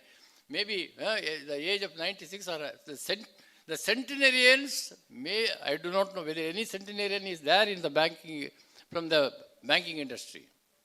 The kind of pressure they had, our lifespan is much reduced. In service, all kind of headaches. After service, also all headaches. So the survival rate is very, very poor. And for pre-1986 retirees to improve the ex-gratia, thanks, so far as in IOB it is concerned, we have already improved the ex-gratia payment to a great extent. But still, of course, they need some support. In many other banks, it is a very poor amount. Paltry sum is given to the ex-gratia people. But they say that as one of the issues to be resolved immediately. And with that, they want to say that, yes, we have done something for the retirees. Forgetting that the main issue is the updation. And why you want to disintegrate us? Already you have divided us into pre-2002 retirees and post-2002 retirees. The Nakara judgment very clearly told that the retirees are a single homogeneous group. There cannot be any discrimination. Whereas you are trying to bring in so many compartments, pre-2002 retirees, 1986 retirees, then of course different settlements. Let me tell you, comrades, we will not, come what may, we will not agree for any compartmentalization of the retirees and dividing the retirees into different groups. If updation comes, it has to come to everybody as per the regulation. As per the regulation. At this age and at this stage of our life, we don't want to now again go and beg and become in a beggarly fashion. We don't want to request anybody. If we do not want to discard them, we will not antagonize. But we have decided. Already you have seen the circular by Comrade Suprito Sarkar and by myself signed day for yesterday. Immediately after the UOB had issued the circular, we had made it very clear that there is no question of only pre-2002 retirees to be decided. It has to be, the pension updation has to be uniformly given to all the retirees. To all the retirees as per the settlements. The periodical revision has to take place along with the base settlement. At least let us have the satisfaction that we are not diluting the issues. 100% DA neutralization has to happen. Has to happen. They may say that Supreme Court judgment and all that. Supreme Court judgment is a misplaced judgment, erroneous judgment. For extraneous considerations, Comrade J.D. told, I don't want to repeat it now.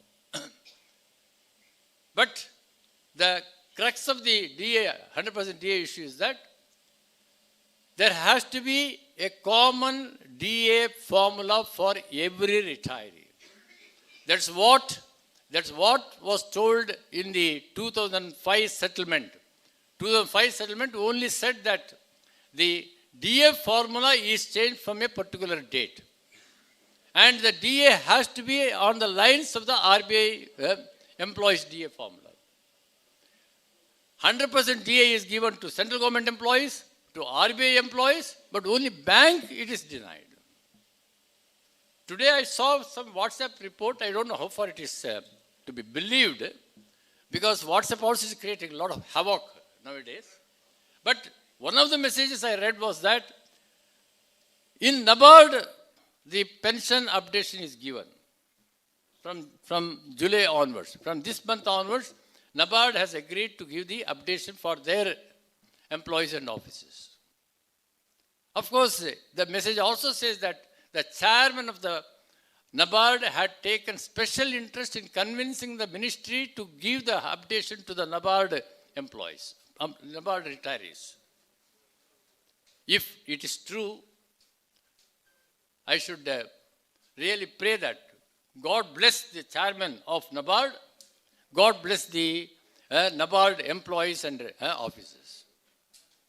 That is the kind of commitment the chairman of that NABARD has shown. There was a commitment shown by the RBI governors. RBI started giving the updation, which was withdrawn by the government. Later on, they went to Mumbai High Court. They won the case in Mumbai High Court. And finally, the government considered they did not go they did not go again on appeal to the Supreme Court. They conceded, and what is now known as RBI formula, under that formula, the RBI people got the updation. Only thing is that the chairman of public sector banks and private sector banks and State Bank of India, they don't have the heart. The governor had the heart to give updation in RBI. NABARD chairman has got the heart to give updation in RBI. They go and champion the issues before the government. But the chairman of public sector banks are still thinking whether they should help us or not, when they are getting anything and everything.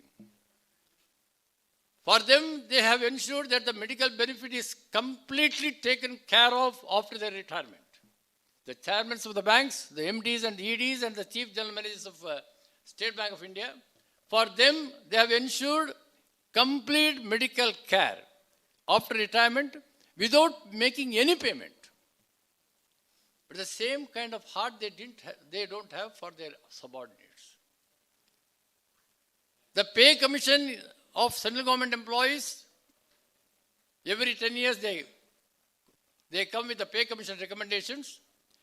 There is a chairman for the pay commission recommendation, but it is done by the IAS Babus. IAS Babus, they sit and they decide what should be their pay structure, what should be their other benefits. And hugely they improved their salary structure, hugely they improved their benefits and all that, hugely they improved the pension entitlement also. But when they do it for themselves, they will also take care of their subordinates.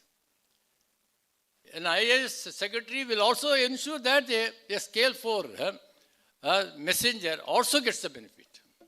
Unfortunately, in the banking industry, the MDs and EDs, they only take care of themselves. And for them, they will get the central pay commission salary. They are getting central pay commission salary.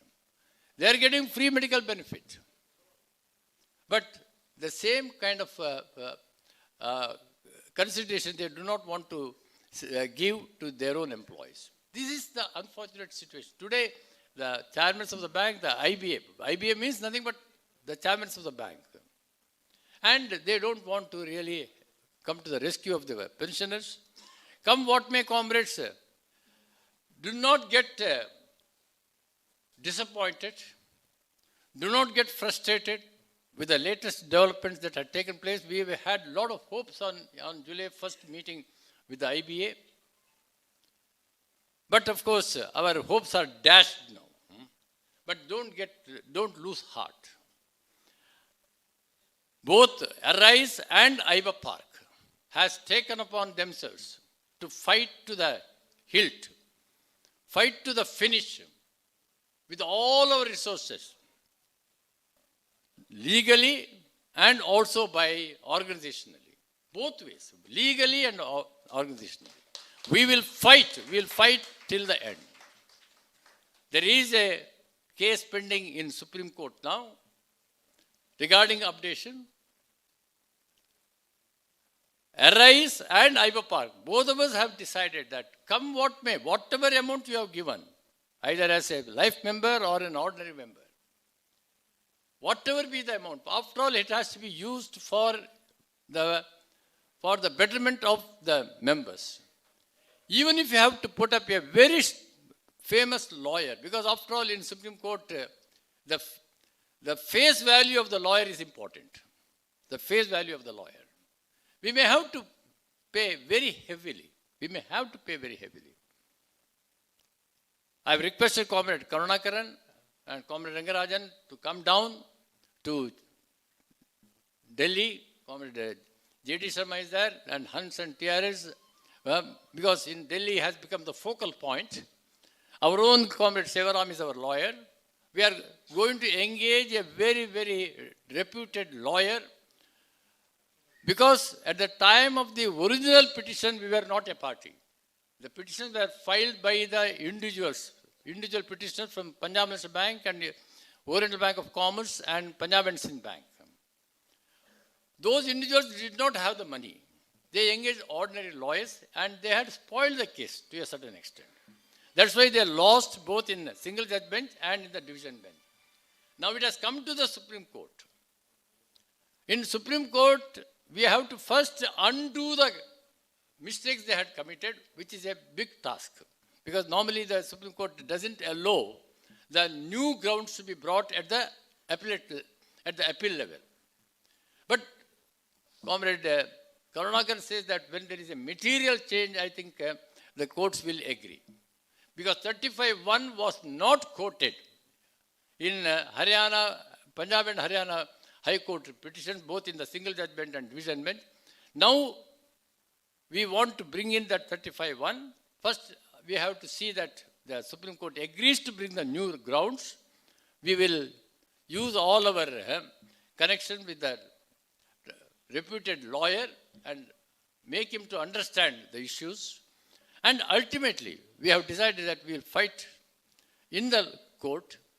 At the same time, all certain court is court, because the judgment is finally in the hands of the judge.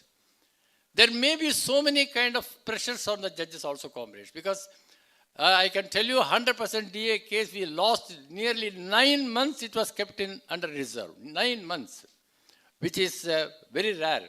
That means the judge was under pressure. The judge was under pressure. He was not ready to give the judgment.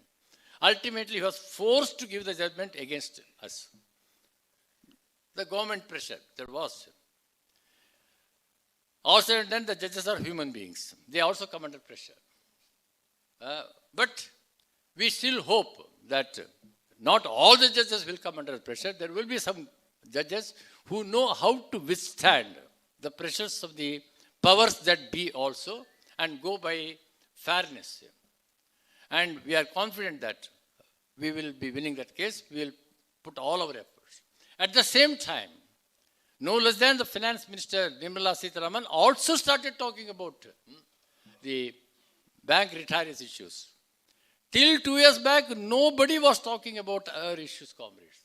But at least we made no less than the Finance Minister, when she addressed the AGM of IBA, openly, categorically, she stated that the retirees should be taken care of and they should be treated as members of the same family. That is an exhortation she gave to the chairmen of the bank.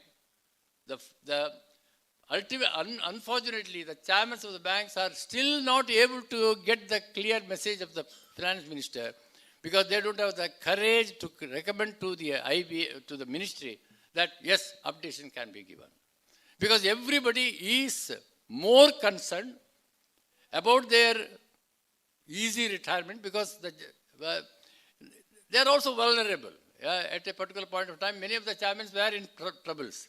So they know that if they get the courage, show the courage to tell the truth to the ministry, maybe they may come under the bad books of the ministry. So out of that fear, they don't want to make any recommendation. Or they are expecting post-retirement assignments. That is more important. For them, they would like to become the deputy governor of RBI, or they would like to have a cushy designate assignment in the IBA or in the CBC. There are so many. So every chairman expects that he may get. And today, the chief executive of the IBA was earlier the chairman of Punjab National Bank. He got a very cushy assignment, a very with high perks. So naturally, he would like to dance to the tunes of the government. The deputy chief executive is another executive director of one of the banks. The HR advisors are all retired general managers. All of them, they got at least 2 lakhs, 3 lakhs package. And they feel that for 5 years, they are very safe. They don't have to bother about us. That has become the one of the reasons why they are not mustering courage to tell the truth. So it is our responsibility to muster the courage and at the same time not to lose confidence and not to lose heart. Let us go whole hog with our programs. Iowa Park will come out with certain very, very clear, already our circular has stated that what are the type of kind of action programs we have to have. So we are not only depending on legal armory, we are also depending on the organizational strength of the of IBOC, and we have a very committed leadership, and with the kind of support that you are giving to us, even in this hour of great disappointment and frustration and hopeless situation, you have not lost the hope of the issues being resolved. I think we will live up to your expectations, comrades. And let me assure you again from this forum, from this dais, that we will not dilute our demands. There is no question of diluting our demands. All our demands are fair and just. All our demands are fair and just. We are not asking anything out of the way. We are only telling them that implement the regulations honestly. Implement the regulations honestly. And come with the formula. Every wage revision, there has to be a different formula. Don't talk about the formula of 1995. 1995, the government pensions had a different formula. This formula was given to us. When you gave the government formula at that point of time, now it is 2022, 2 more pay commission recommendations have come, and ours is another 3-4 bipartite settlements have taken place. In every settlement, there has to be a new formula for that, in line with the revision. In line with the revision. And if anybody says that from 2012 onwards, because the load factor is only 2% and 2.5%, and because of that, the demand for updation has lost steam, is not correct, comrades. Because we are not happy about this 2% and 2.5% load factor. The special allowance should become the part of this basic pension, which has to be reckoned. Already there are cases in the court, and of course, our legal brain, Comrade Karunakan, is very clear. He says that a special allowance which attracts DA and which is given to everybody, right from the general manager to the messenger level, a special allowance is normally for a special duty. But if everybody is given, it becomes part of the salary. It has to be reckoned. So when as and when we win the case in the court, that special allowance also becomes part of the, and should be reckoned for the pension calculation, I think then it will be a huge improvement in the pension for them also. So let us not be temporary, it is a temporary setback that the load factor is only 2% and 2.5%. This has to be changed.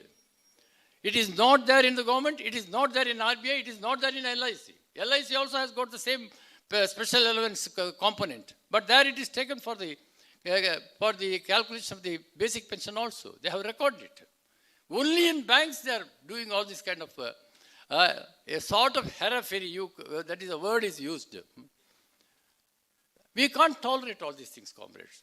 So the point is that special allowance is a very important aspect for us. Resilience issue is a very important aspect for us. But right now, as rightly told by Comrade Rangarajan, who has done I should say, a huge contribution in regard to the calculations and all that. I think IBA is breaking its head seeing the calculations of Comrade Rangarajan. We have given them, when we met the IBA officials, Comrade J.D. Sharma and myself, we have given the entire calculation of Comrade Rangarajan. Unfortunately, I should tell you, comrades, again, it is something like a very unfortunate thing to happen. The entire industry settlement, in the past 2-3 settlements, they were depending on Comrade Rangarajan for the calculations. The person behind the scene was Comrade Rangarajan, no less than Comrade Soumyadatta. Yesterday, Comrade Murali was addressing, and he was telling that for everything, he was telling that please immediately contact Rangarajan for the figures. For their wage revision, they take figures from Comrade Rangarajan, but for pension updation, they don't want to take the figures from Rangarajan. How it can be accepted, comrades? Tell me. This is the tragedy. This is the tragedy. They depend on him for their wage revision. The same Rangarajan is also furnishing the figures regarding the pension updation cost and all that, but that they don't want to rely upon. Well, comrades, first of all, figures are not important for us. For us, the regulation is important, it is sacrosanct, and it has to be implemented. So, I assure you that with the kind of leaders we have got here, as I told you that the soul of the organization, Comrade Rangarajan, the brain of the organization, Comrade Karunakaran, the persons like Comrade J.D. Sharma, Anand Kumar, the helplines like Comrade Tyagarajan and the team of his teammates, and more than anything else, the most vibrant membership that we have got, we will achieve, comrades, and nothing is impossible for us. We will struggle, we will sacrifice, but success shall be ours. Thank you, comrades. Thank you very much.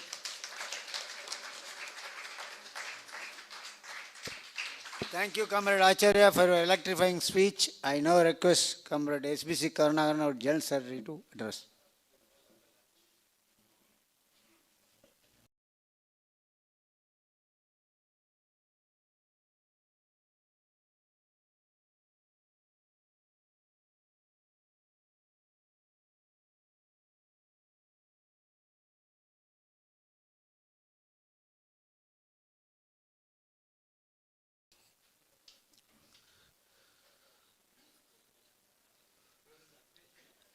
Never in a trade union history we have come across a situation where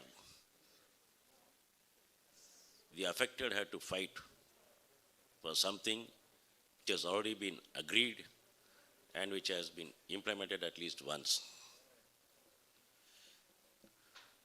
We have come across struggles and fights with the trade unions for demands, for new demands. When a demand has been raised, it has been accepted, admitted, and become a part of your service condition by way of regulations. We expect that the regulation has to be implemented. But unfortunately, we are in a situation where pension updation, which has already been provided in the regulations, is not being implemented. It is not only IBA which is telling that there is no provision. The most cruelest part is EFBU is telling that there is no provision. The EFBU, the earlier people who were there at that time, they have signed the settlement. Pension settlement, one of the signatories is here, Comrade Acharya. And he says it is there. The guys who have not signed the settlement, they say it is not there. Regulation 35(1), it says very clearly that pension, basic pension and additional pension, if any, wherever applicable, shall be updated as per formula given in Appendix 1 for persons who have retired between 1186 and 311087. This was the original pension settlement. Around 2003, pension updation was given to RBI employees. As a sequel, our pension regulation was also amended. You can go through this, both pension regulation booklet, original pension regulations and the present one. The original one says that pension shall be updated to those retired between 1186 to 311087 as per formula given in Appendix 1. After the 2000, the amendment dates may vary between bank to bank. It will be December 2012 for some banks, and for banks it is January 2003. So it will be between 2002 end and 2003 beginning. The amendments took place in various banks. So the amendment says basic pension and additional pension, wherever applicable, shall be updated as per formulae. It has become a plural, and shall be updated. Wherever applicable, it has to be updated. So the date is removed. The 186 to 311087 date is removed. Formula has become formulae. And it says very clearly, shall be updated. Now, if they say there is no provision, okay, then what is the meaning of, what is the purpose of this amendment? Why there should be an amendment? Till date, there is no answer by any of these guys, whether it is IBA or government or EFBU. Nobody is answering this question. If you say there is no provision, what is the purpose of this amendment? You are keeping the members unaware. As a result, what happened? Many of the retirees from many of the affiliates who were not aware of this, because the leaders did not tell them there is a provision, they went and fought the cases depending on the minutes of the settlement, all those things. Recently in Punjab and Haryana High Court, which is now pending before the Supreme Court, the Punjab and Haryana Court clearly asked the petitioners, okay, you are talking about settlement that has been superseded by the pension regulations. You show me where it provides for it. You are telling this minutes, it is there, pension updation shall be provided by way of negotiation, all those things. That is true. Then you go to your unions and ask them to negotiate. If it is not in the regulation, I can't order anything. If you say there is a minute which says that there has to be a pension updation by way of settlement, then go and have a settlement. Then come to me at that time. This is how the judgment ended. They are not quoted anywhere, Regulation 35(1). Now the question comes. The Supreme Court we have implemented. In the Supreme Court, normally in the appeal, they will not allow new ground. But one saving factor is, there is not only a mere new ground, we are not bringing any new fact. It is a statute. Pension regulation is a statute. So it's a law. Just because I omitted to mention some law in the lower court does not mean I have lost the opportunity to cite that law in the appeal stage. So that is one factor which will be in our favor. But we require a good lawyer, as Comrade Acharya told, we will be engaging a very renowned lawyer to take up our case and fight it out. So this is how we stand. When there is a provision that pension shall be updated as per formulae given, what is that the union should demand? They should only demand the respective, IBA, you publish the formulae for every wage revision. How to decide the formula? What formula you have decided when you introduced this pension regulation to those who retired from 1186 to 3187? You followed the formula obtaining in government. So it's very simple. You have already followed only government formula.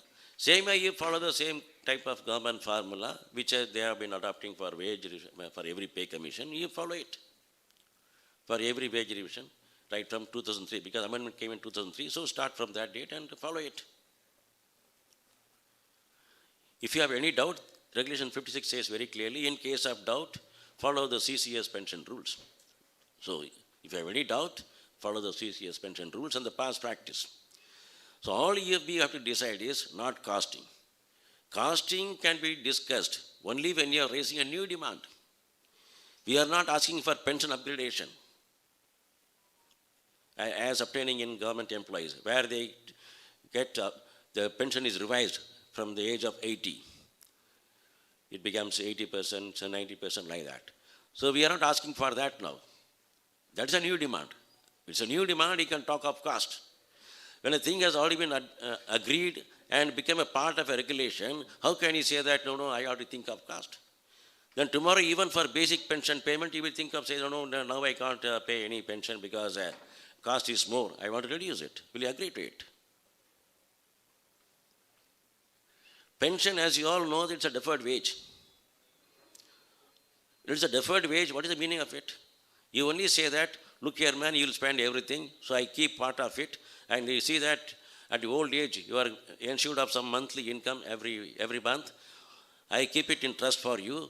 After retirement, I'll pay you as wage. That is deferred wage. The pension is a deferred wage. That is why pension depends on future good conduct. When you are in employment, your employment depends on good conduct. If there is a gross misconduct, they can even terminate your employment. They can stop paying you wages because it is wages. Same way, pension is going to be stopped if you are not going to maintain future good conduct. How you can stop pension? Because it's a wage. It's a deferred wage. Only because of its deferred wage, you are able to stop it. Now, for stopping, you accept it's my deferred wage. For giving, you don't accept it. For anything adverse, you say, yes, it's a deferred wage. It is favorable to me, as per pension regulation, a deferred wage has to be paid as per pension regulation, which provides for pension updation. You say, I will not do it. And you will, to add rubbing salt in the wound, you're telling that adding insult to injury, it is actually telling us at this age, as if we are fools, saying that there is no provision. You accept there is a provision, go and argue, you succeed or fail, that's a different issue. At least don't insult us saying that there is no provision. Go and fight the case, say there is a provision, ask them to implement it, ask them to publish the formulae for every wage revision. If only UFBU has asked for this pay and pension updation as per Regulation 35(1), and if they give a strike call, and if it goes before the ILC, so CLC, definitely CLC will ask, what is this nonsense? How can you say that I don't implement a thing which has already been agreed, which has become a part of a statute?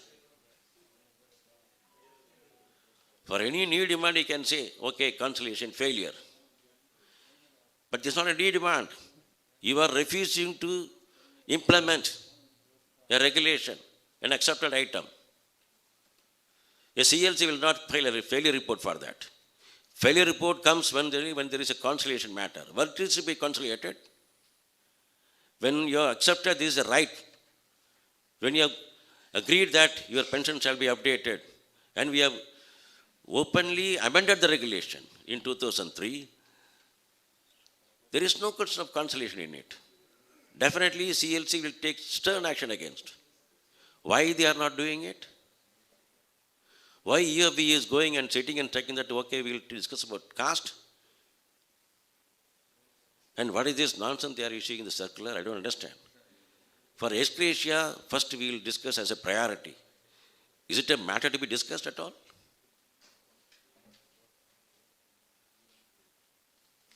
How many persons are there to receive ex gratia.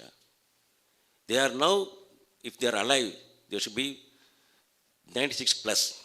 I don't think anybody will be alive, barring a few. So mostly they consist of the spouses of those people. And spouses means before 86, mostly the employees would have been males only. The spouses means only widows. For all these chairmen who are sitting there, for their age, they are less than 60, every one of them. To them, those widows are like mothers.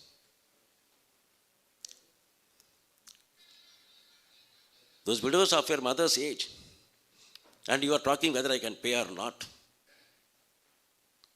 Is it a matter to be discussed? It's very shameful that I am to discuss about ex gratia payment to widows. Writing of NPAs and other things in crores and crores. And you are discussing a payment to widows for a few thousand rupees. And a union is telling that we want to have it as a priority. Don't you have any shame to talk like this?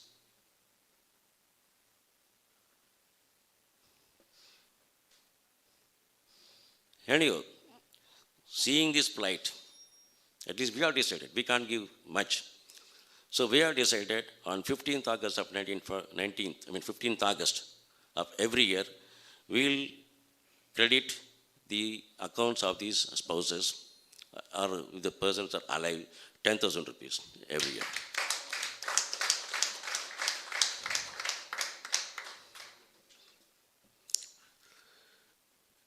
Now, next they say, we will give up to those, we'll split it. Initially, we'll start updation up to those who have retired 2002. Now, legally, it is not permissible. Ideologically, we are opposed to it. Let us be very, very clear. Ideologically, we are opposed to it. At the same time, we cannot talk only about ideology when you go to the negotiating table or when you go and meet the other people. Legally, it is impermissible to split a homogeneous class. It is not possible. Number one. Even practically speaking, what you are going to give me, if you are going to say that up to 2002, I'll give updation, what does it mean? You mean that those who retired up to 2002, their pay will be updated to the present 2022 scale?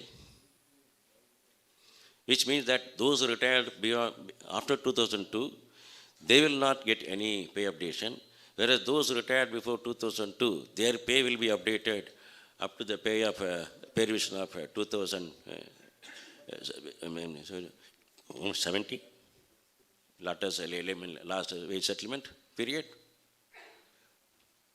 Is it possible that for those who retired earlier, I'm going to update their pay up to 2020? No. That means you will be updating those who retired before 2002 up to the pay of 2002. Which means those who retired from 1186 to 31 to 2002, their pay will be updated up to the wage revision of 2002. Does it really matter? Is it worth it after having waited all these years? Now the amendment came in 2003. Now we are in 2022, so almost 20 years. For 20 years, you have not given me any updation. Even if you are going to give me updation now, I know that it may be only prospective or at the most from 2017 onwards. If it is going to be from 2017, which means from 2003 to 2017, you have enjoyed those funds, the banks, without giving any updation. You have earned interest on it and you are not going to give me any arrears on it. So you have stolen by deferred wage for 14 years. After having stolen, still you say that I will not pay it, at least from this date.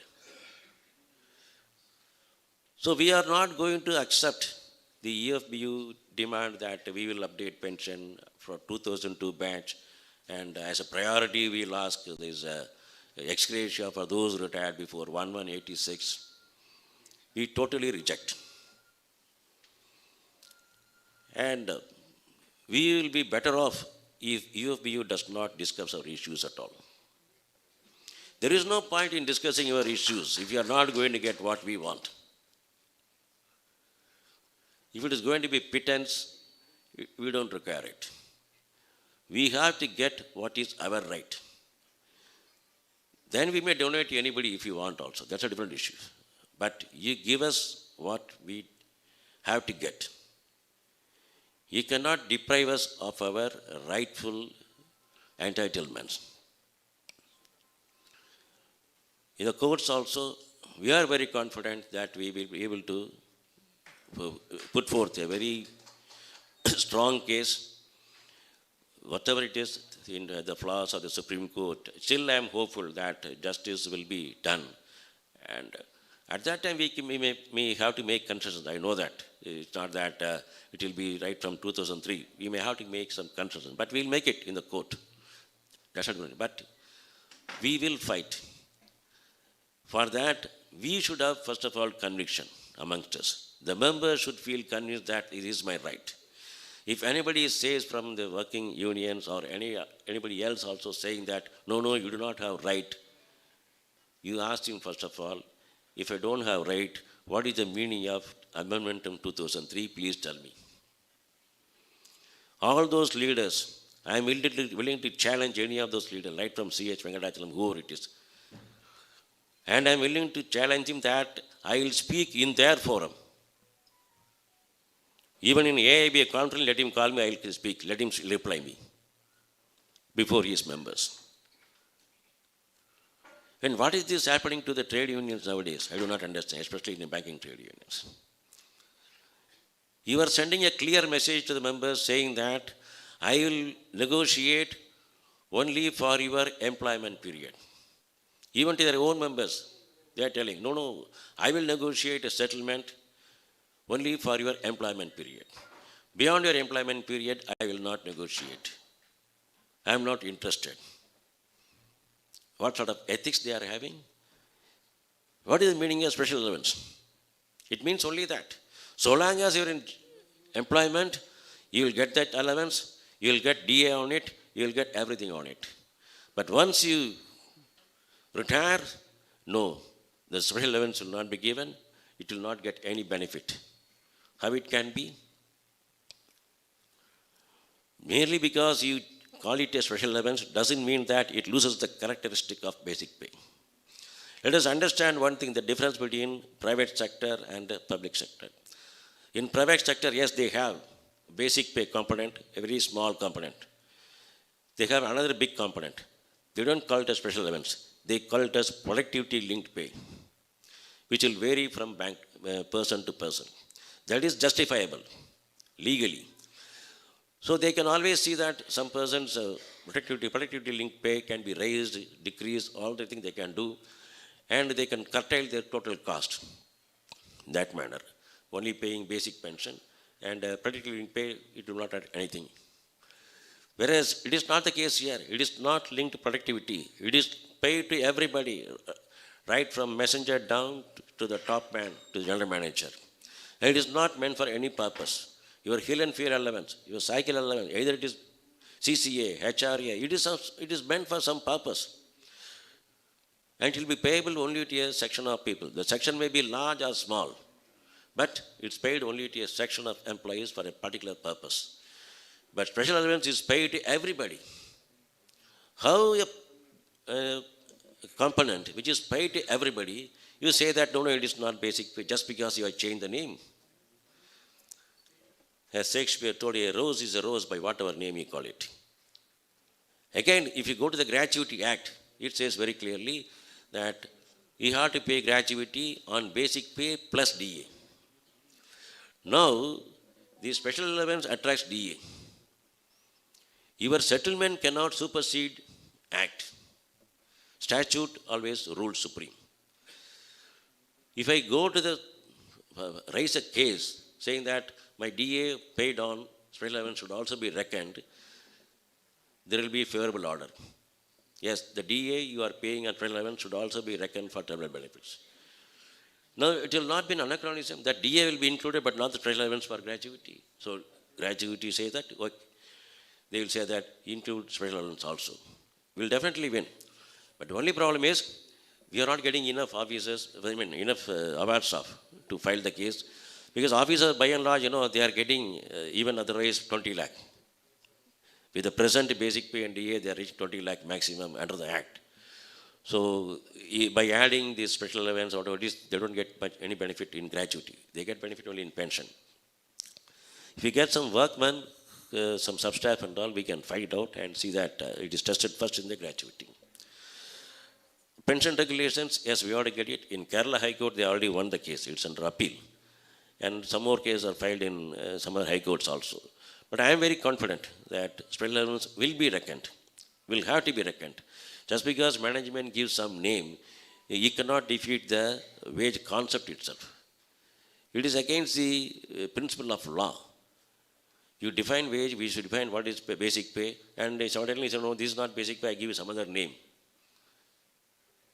And I will rob you. It is not possible. And it is against the principle of natural justice and the principle of the wage concept itself.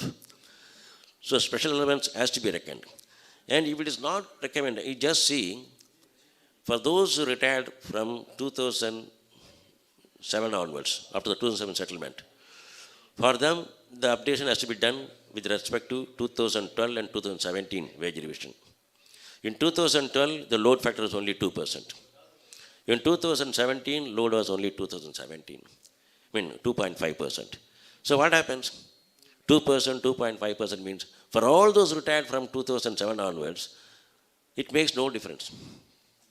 It makes merely a marginal difference. The pension updation result has been made irrelevant. When as it is, pension updation itself is irrelevant for those retired from 2007 onwards. What is the meaning of talking that I'll start with 2002?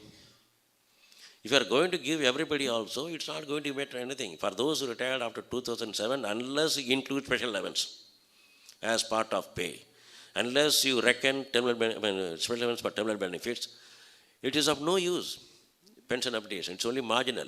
So when it's going to be marginal, why do you want to separate it? Why do you want to split this 2002? So that means the EOB people, they have never done their homework. They have not applied their mind at all. They just go, they talk something, whatever comes to their mind, because they are not sincere in pursuing our demands. They just keep it in the chart for our demands, just to show that they are negotiating.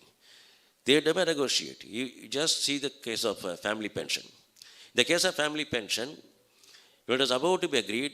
Even at the last moment, till the last moment, Mr. C.S. Venkatachalam, he was telling people, no, don't expect family pension improvement as obtaining in government. We can't give you 30% and all. We may try 20, 25, something like that, but don't expect. Ceiling also, let us see how the ceiling can be improved, but it cannot be removed. Till the last moment, he was telling like this. Ultimately, family pension came as obtaining in central government. Then you can well imagine who got the family pension. Family pension was obtained only because of the retirees movement, especially Abbey Park. The way we lobbied, the way we... I'll tell you one thing. Abbey Park started no more than 10 years now. And he was the founder president of that, Comrade Acharya. I know at least in these 10 years, weekly minimum twice from Gurgaon to Delhi. Minimum I'm telling, twice from Gurgaon to Delhi. Please try to travel from Gurgaon to Delhi. Visit those places. Visit parliamentarians. Visit politicians. Visit ministry people. Visit ministers. And it is not that we get a red carpet welcome. We may be asked to sit in the corridor, maybe given some chair. Sometimes we may get good treatment. Then wait, then go and meet them. They will be in a good mood, they will be in a bad mood. In a bad mood, they will try to argue, then I have to withdraw. Okay, this is not the right time, after having waited. So for 10 years, you just see, 52 weeks a year. Twice a week, 104. In 10 years means 1,040 minimum visits. This is the effort we have put. And we call for a meeting on 5th and see the crowd here. I'm very sorry. I'm very sorry. You expect miracles to happen, it will not happen. Unless you take the pains to come and to show your strength, neither the management nor you will respect us.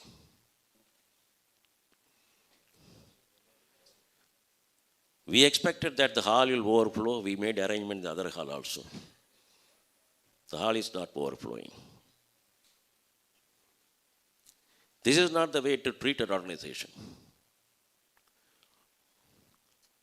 It is not the question of individuals. Today I may be here, Acharya may be here, and tomorrow somebody else may be there. But organization has to be respected.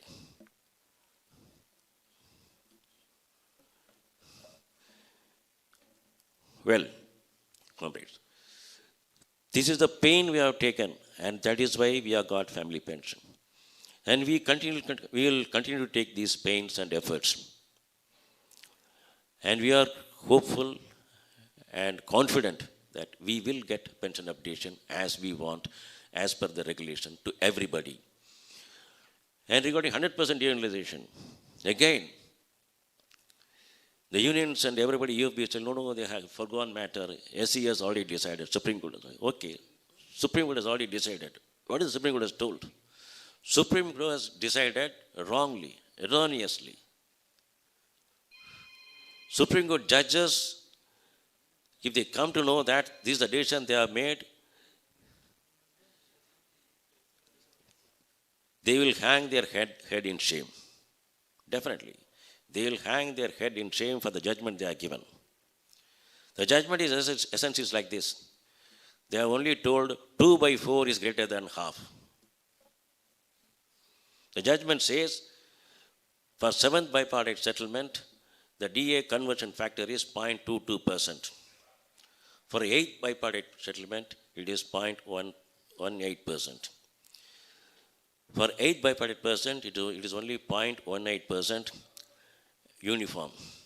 For 7th bipartite, it is starting from 0.22% at higher rate, but tapering.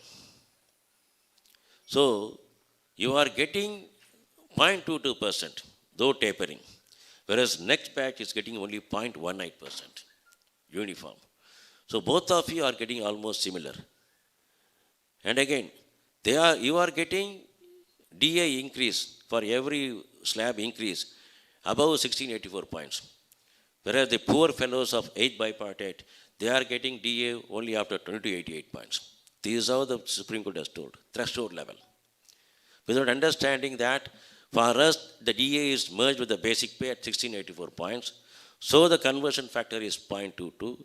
For them, the DA point of 2288 points were merged with the basic pension. So for them, the conversion factor is 0.18. If you multiply the DA merger point, 1684, multiply it to 0.122, you will get 4 only. If you again multiply 2288 into 0.18, you will get 4 only. Same in 1987, we merged at 600 points. 600 points into 0.67, you will get 4 only. The conversion factor is nothing. You multiply the conversion factor with the DA merger point, you will get only 4 only. So Supreme Court, the way Supreme Court is told, it looks like this. If somebody says that I am getting a wage of 50 rupees, another fellow says that I am getting a wage of $2, the Supreme Court will say that the 50 rupees wage is more than $2, without knowing that what is the unit of measure.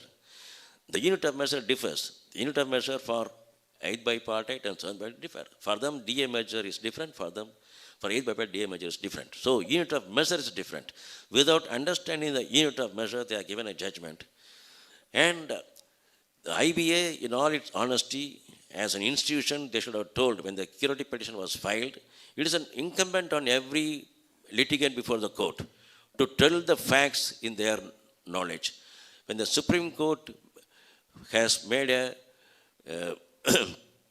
wrong interpretation of a fact, then the litigant, whoever it is, even if it is unfavorable, they have to tell.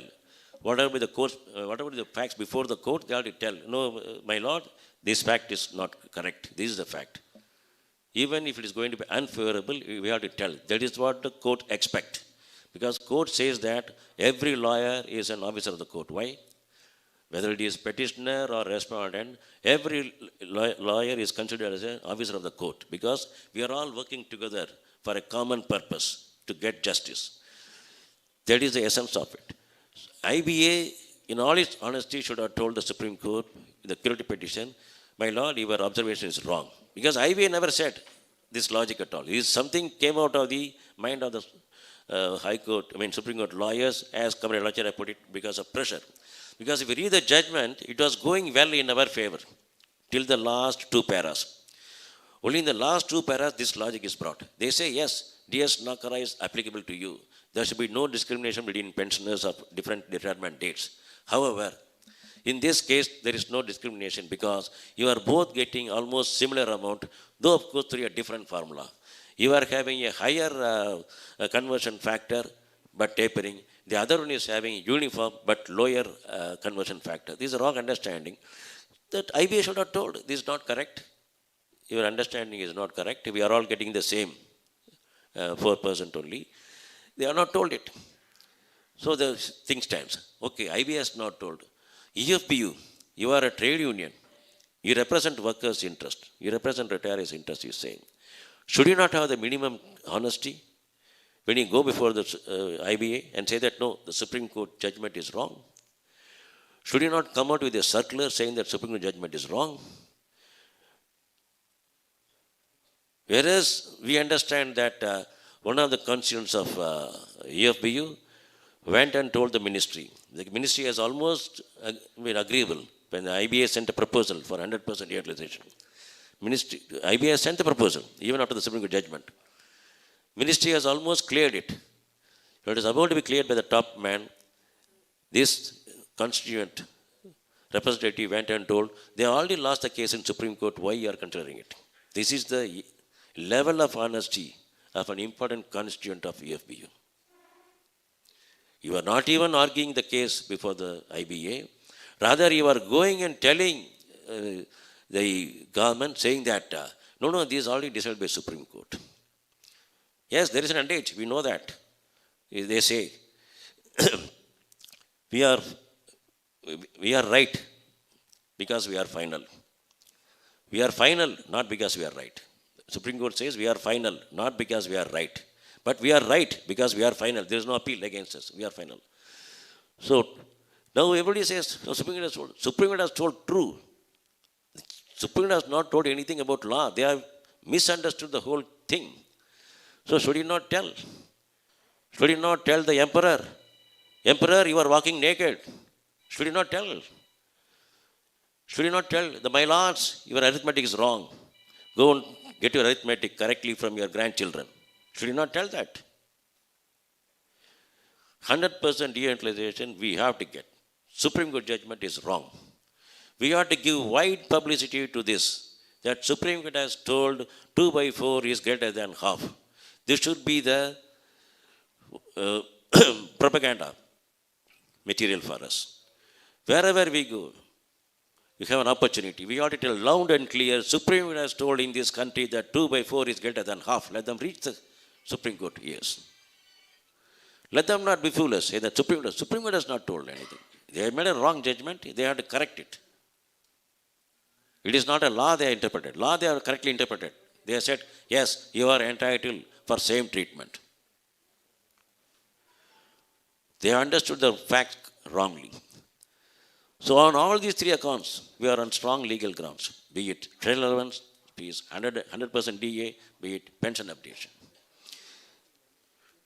The only problem is, unfortunately, they only can go on strike, and they only will be called by CLC for talks, and EFB only can go and represent things, but they are not doing it.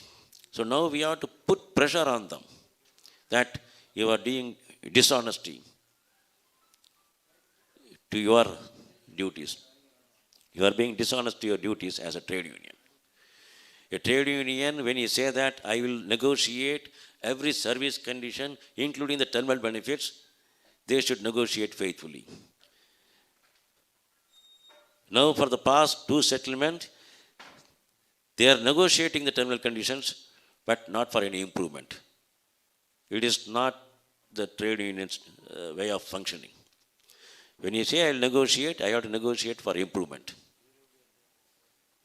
You cannot say that I will only negotiate, but I will not negotiate for any improvement.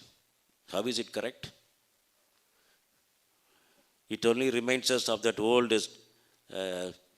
folk story in Tamil.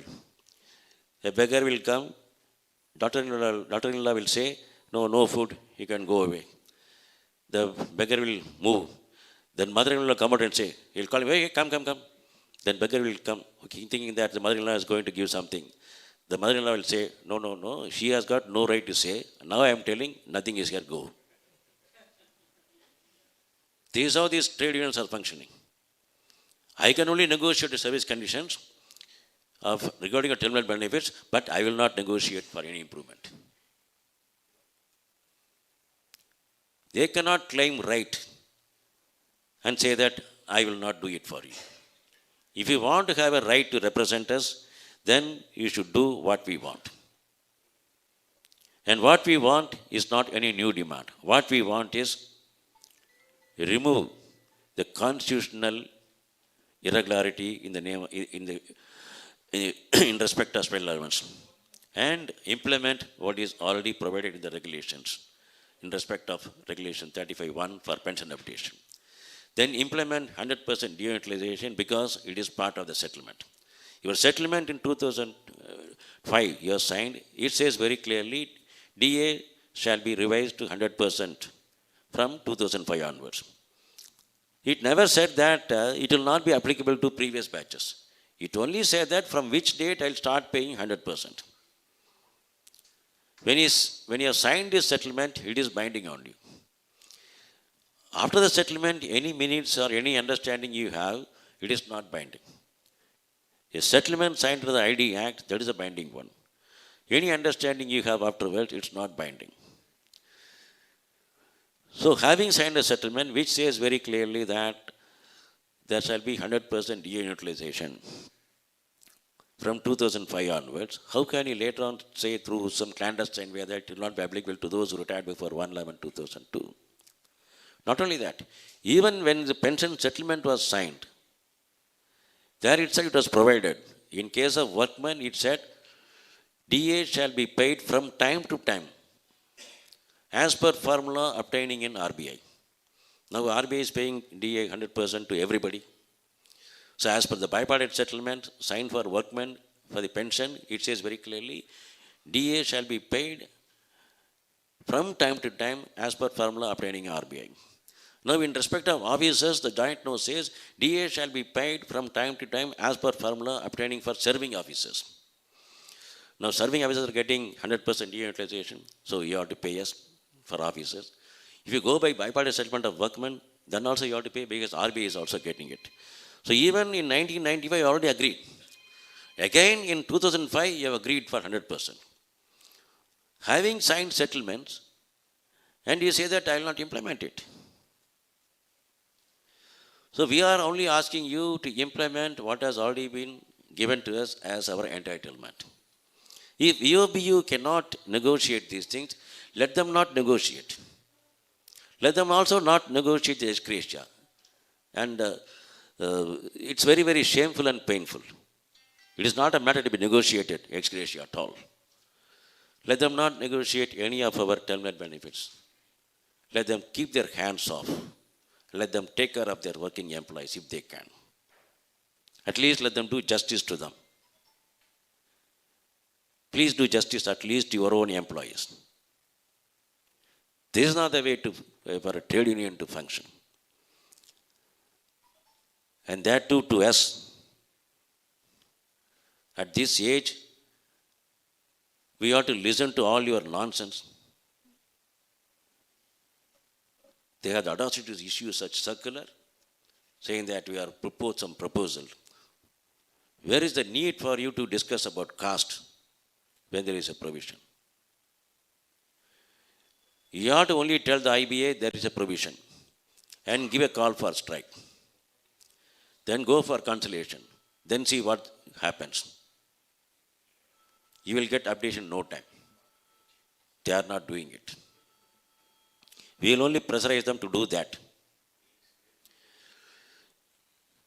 Well, comrades, these are the main issues. Because some resignees are there, we are trying. The Supreme Court is also giving conflicting judgments. Nobody can make out what is the logic. In one judgment, they give resignees are entitled. In another judgment, say, no, you can't get it. In IOB, they are given a peculiar judgment. They say, no, you are entitled, but don't quote as a precedent. What is the kind of law? The Supreme Court is giving a judgment, you are entitled, but it's not a precedent. So we have to file separate petitions, or we have to implead with some others. Supreme Court has completely illogically, when it came to the question of resignees in the matter of bank employees, they are given something in favorable to insurance companies, favorable only. Whereas in case of bank retirees only, they are given different kind of judgments, different benches, different judgments. No logic, nobody can make out what is the logic and all.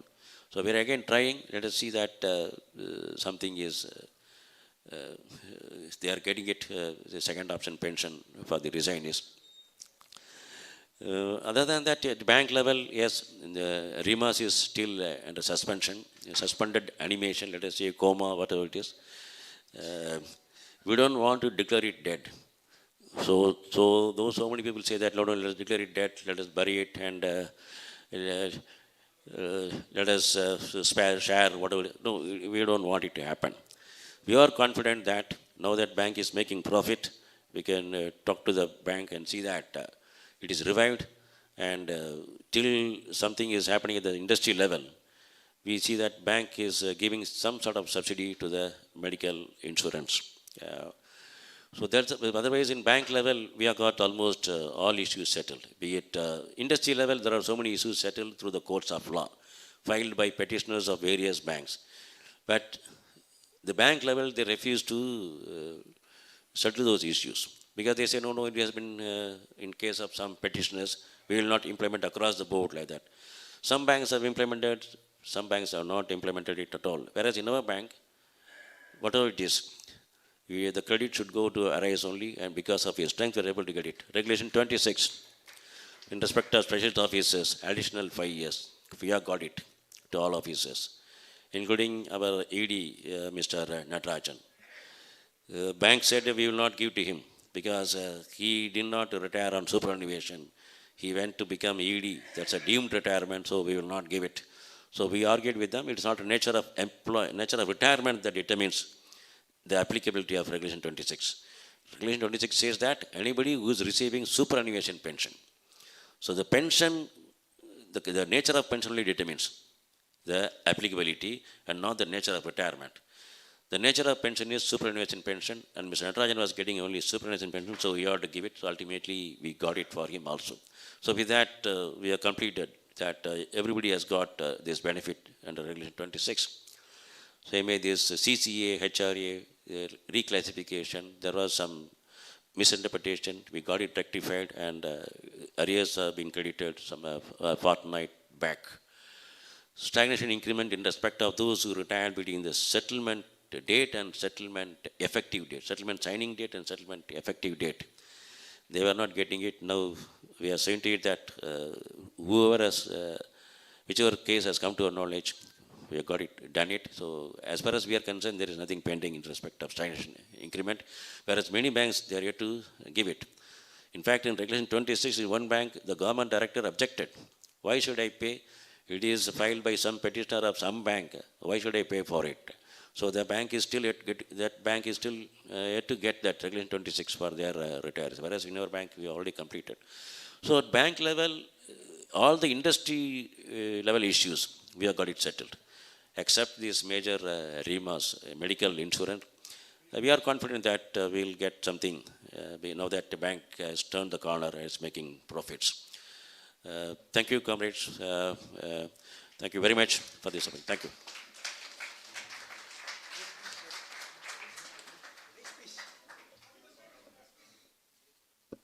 Thank you, Comrade SBC, for clarifying our on so many legal matters as well as our right on pension updation. Wait. No, you come here.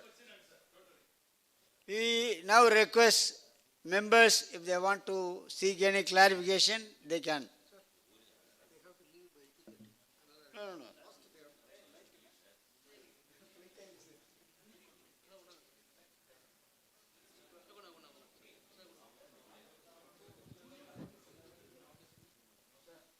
What will be the position, what will be the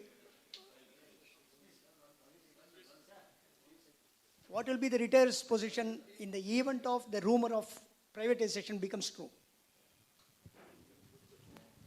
Good question. Please speak from here.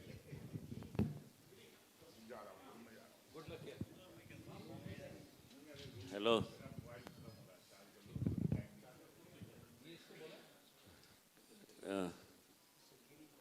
I know, Giri, I know. Comrade Giri. Comrade Giri, I didn't expect this question from an activist like you. Yeah? Because first of all, we ought to be determined that this bank should not be privatized or any bank should not be privatized, number one. So we will fight that no bank is privatized. That should be our determination. Now coming to this pension, the legal position is this. Once a right has accrued to you, nobody can take it away from you. The right which has accrued to you is, the 50% of your basic pay you are getting as pension, whatever it is. So now the pension corpus is also very much adequate to pay you pension. This pension corpus is built in such a fashion as per IAS 15 standards. It should be enough to pay pension to all the persons who are retired and to all the persons who are in service as on today, if the bank is wound up today. That is the concept. The concept is the pension corpus should be built up in such a way, the actuaries should certify in such a way that the corpus available today, taking into account the interest rate in future and the normal inflation rate, whatever it is, what will be the corpus required for the retirees of today and for those in service today, if the bank is wound up today, up to the life expectancy, which they say 82 years. So up to 82 years, to all these people, it is already provided. If there's any shortfall, every time the actuaries will say, there is a shortfall, you have to make good, they will charge the P&L account and they will provide it. That is how they are providing it. So our pension corpus is sturdy enough to take care of our interest up to the age of, as long as we live. Okay, that's one thing. The only problem is, if there is going to be any improvement today, for example, pension updation, it comes after the privatization, then it is not our right. So it depends on the private entity and our bargaining strength to get it, whatever improvement is going to be given in the industry level. So pension is protected, but not improvement. That is a legal position. So anyhow, let us not lose sleep, our pension is protected.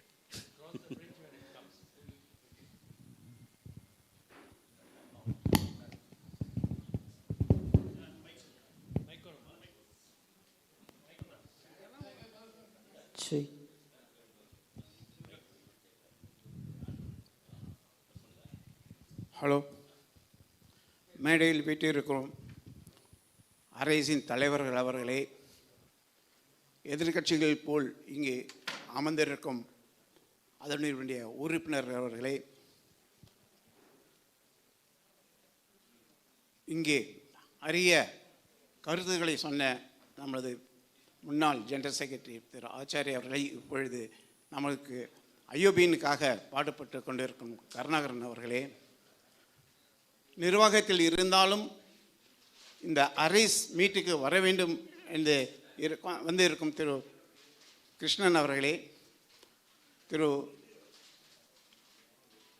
Sharma அவர்களே, ரங்கராஜன் யூனியனில் இருந்த எனக்கு ரொம்ப பழக்கப்பட்ட ரங்கராஜன் அவர்களே, இன்றைய liaison ஆஃபீஸராக இருந்தோம் ராஜாகோபாலன் அவர்களே, சேகர் அவர்களே, உங்கள் எல்லோருக்கும் என் பணிவான நன்றியை தெரிவித்துக் கொண்டு, எனக்கு இருள சில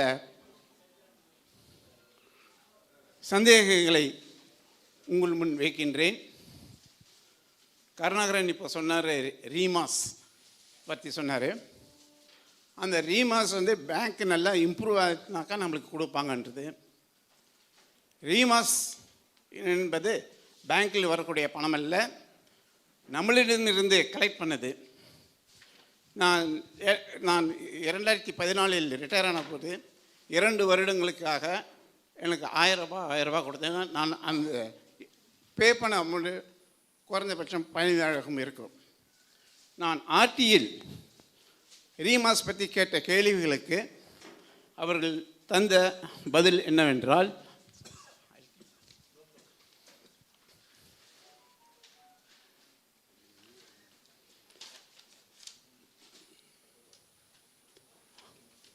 முக்கியமாக நான் எவ்வளவு அமௌண்ட்டு கலெக்ட் பண்ணாங்கன்று கேட்டேன். அதற்கு அவர்கள் கொடுத்த பதில் 15,79,00,000. இது வந்து 31/5/2019 கொடுத்த விவரம். இதற்கு பிறகு நான் இந்த திருப்பியும் ஒரு ஆர்டியில் கேட்டேன்.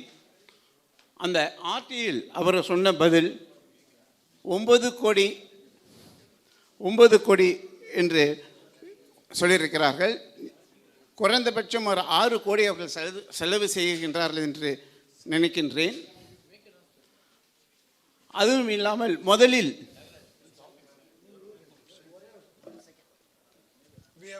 we have made arrangement for lunch. People without taking lunch, nobody should leave, and the meeting is still not over. Please be seated. If anybody wants to take the lunch, they can go upstairs. The meeting is over? Not over. Okay. I request all the members to listen about Remas and listen to the deliberation of the members and go. This is my gentle request. In bank, they issued a circular regarding Remas.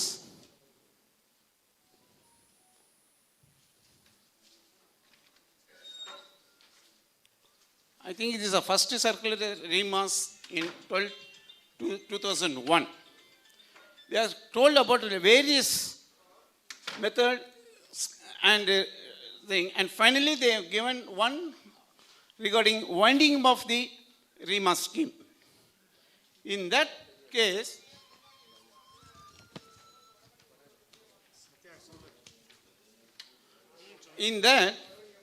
they are clearly mentioned, in the event of the fund being rendered unavailable, that is, it is not in the position to sustain the expenditure of the purpose stated herein, or for any other reasons considered valid by the managing committee, he shall place its recommendations before the appropriate authority of the bank to wind up the scheme.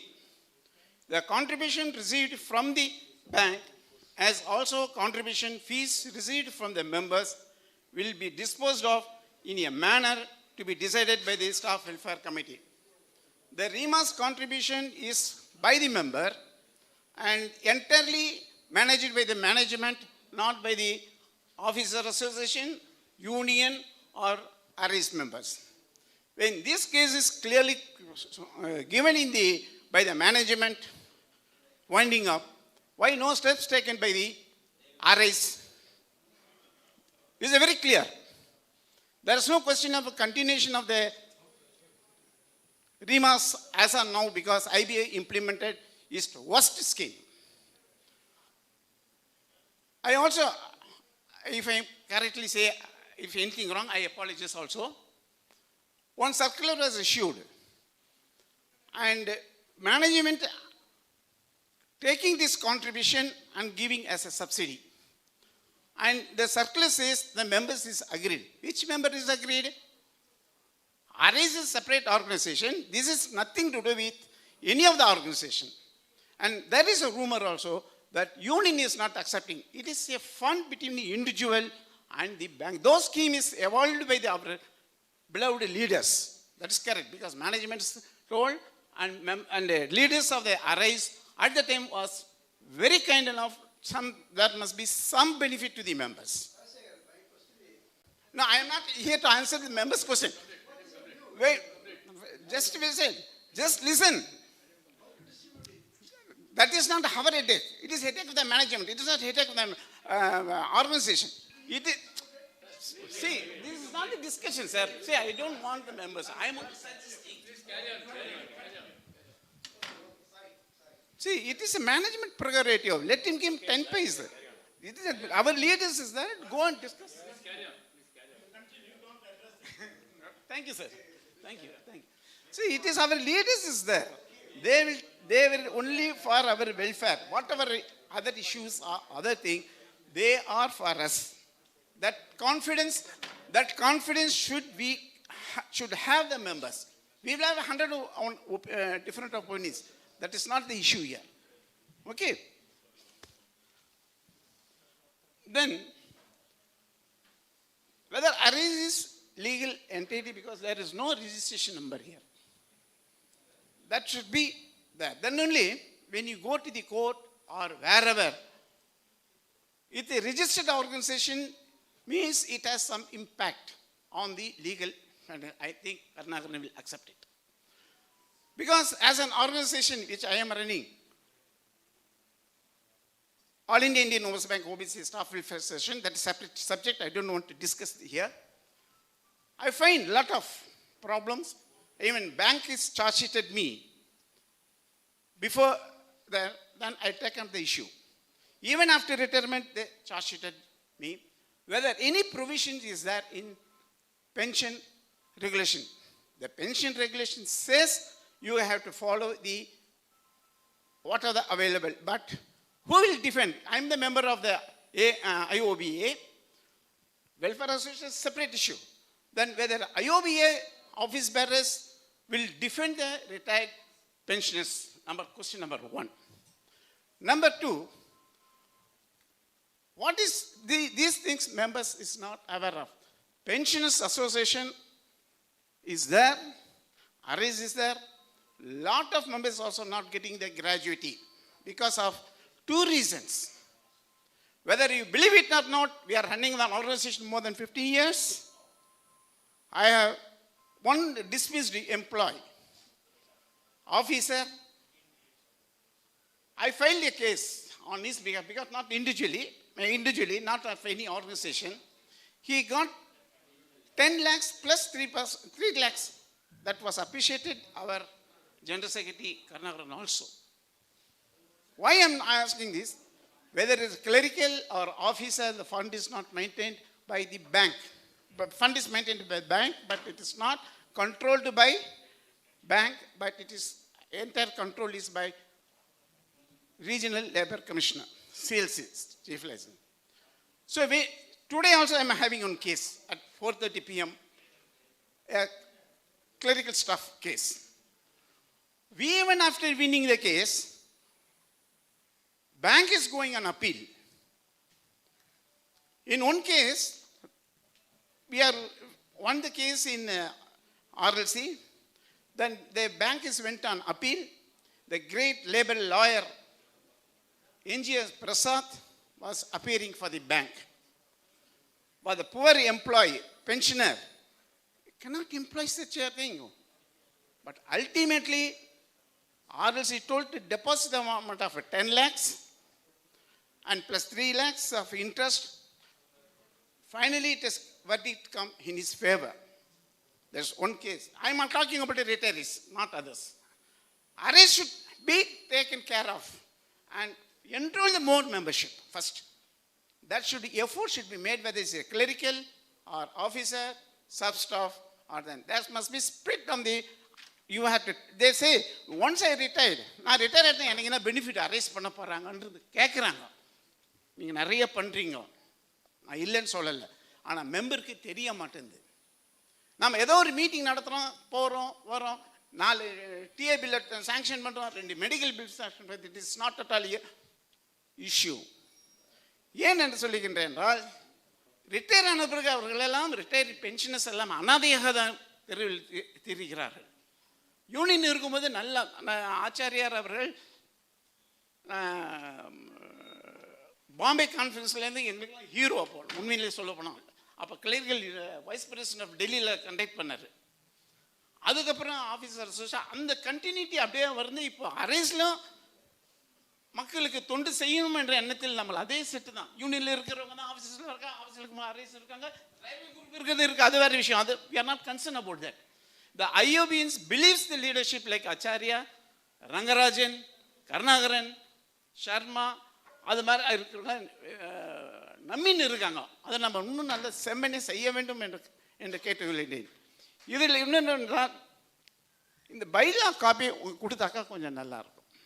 இது என்ன, அப்போ தான் இங்கே இருக்கிறவங்களுக்கு என்ன பண்ணுறாங்க ஏது பண்ணுறாங்க. நிறைய பேருக்கு வெளியில் loose comments, very loose comments. ஏன்னா என் அமைப்பு நான் நடத்துகிறேன், அதோடைய கஷ்டங்கள் தெரியும். இங்கே வந்து கருணாகரன் வருத்தப்பட்டார், இந்த ஹாலு நிரம்பி இருக்கணும், எல்லாரும் வரணும் அப்படின்னு. வர மாட்டாங்க. நம்ம கல்ச்சர் அப்படி இல்லை. நம்மளை கமிட்மெண்ட்டு கிடையாது மெம்பர்ஸ் இல்லை, பெனிஃபிட் வாங்க மட்டும்தான் மெம்பர்ஸ் இருப்பாங்க. அது எந்த அமைப்பாக இருந்தாலும் சரி, அது எஸ்சிஎஸ்டி அசோசியேஷனாலும் சரி, ஓபிசி அசோசியேஷனாலும் சரி, யூனியன் இருந்தாலும் சரி, ஆஃபீஸர் அசோசியேஷன் அரேஸாக இருந்தாலும், இது வந்து இன்றைக்கு ப்ராக்டிக்கலாக இருக்குது. இன்றைக்கு தொழிற்சங்கங்கள் எவ்வளோ மோசமாக போய்விட்டது என்று கருணாகரன் சொன்னது 100க்கு 100 உண்மை. அதற்கு காரணம் நமக்கு கமிட்மெண்ட்டுகள். நாம் எப்படி சுதந்திரம் வாங்கி அதை இன்னும் அதை உணராமல் இருக்கின்றோமோ, அதே மாதிரி தொழிற்சங்கத்தின் உண்மையை அவர்கள் உணராமல் இருப்பது தான் காரணம். இந்த அறை செய்யக்கூடிய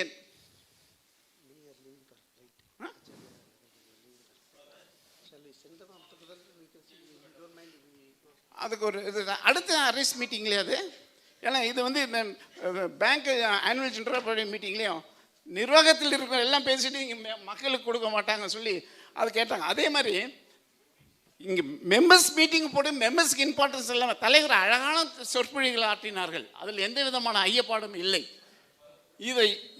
இது மத்தியானம் கூட வச்சுருந்தா கூட நல்லா இருக்கு. ஏன்னா இங்கே இருப்பவர்கள் வந்து கதை கேட்க வரவில்லை. That is his wish, sir.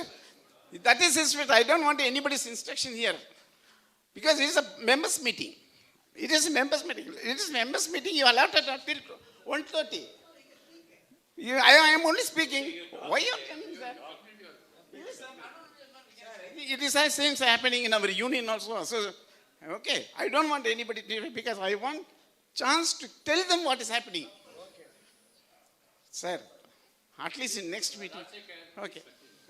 So that is a pressure. I am not able to talk democratically, and people should have some chance to give. ஏன்னா ரிட்டையர் ஆன பிறகு கூட ஒரு மெம்பரை சார்ஜ் ஷீட் பண்ணுறாங்க நாங்கள் பேங்க்கில். அந்த நிர்வாகம் எப்படி இருக்குது, எப்படி மாறிவிட்டது என்று வந்து நீங்கள் எல்லோரும் தெரிந்து கொள்ள வேண்டும். அரேஸ் மேலும் மேலும் வளருவதற்கு ரிட்டையர் ஆனவர்களை மேலும் மேலும், ஏன்னா இன்னொரு ரிட்டையர் அசோசியேஷனுக்கு அவர்கள் என்ன செய்கிறார்கள் யாருக்குமே தெரியாது. அந்த மாதிரி நிலையில் இருக்குது. அவர்களும் என்னுடைய நம்மளால் இங்கே 60-70 ஒரு அமைப்பும் இருக்கிறது நம்ம ஐயோபியில். அதனால் இந்த அரேஸ் மேலும் மேலும் வளருவதற்கும் அதை பாடுபட்டு கொண்டு இருக்கின்ற நமது முன்னாள் இந்நாள் தலைவர்களுக்கும் நூறு வாழ மேலும் மேலும் ஐயோபினுக்கு நல்ல விதமாக பாடுபட வேண்டும் என்று கேட்டுக்கொண்டு, நான் பேச வேண்டியது நிறைய இருந்தாலும் நேரத்தின் காரணமாக அவர்களெல்லாம் செல்ல வேண்டும் என்ற அவருடைய வேண்டுகோளுக்கு இணங்க எனக்கு வாய்ப்பளித்த இந்த தலைவர்களுக்கும் நன்றி கூறி, பொறுமையாக என்னுடைய பேச்சை கேட்ட உங்களுக்கும் நன்றி கூறி விடைபெறுகிறேன். நன்றி, வணக்கம்.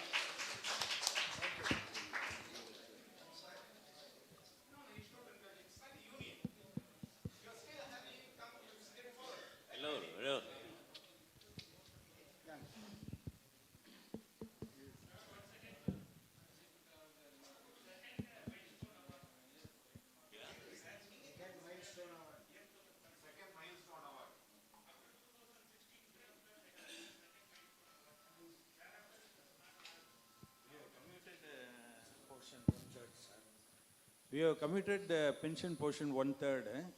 That time the interest rate was very high. That time it has take 15 years. Now the interest portion is very much reduced. Whether that years will be get reduced, and it was get monitored by our leaders, and it has taken care of it. I want to. Okay.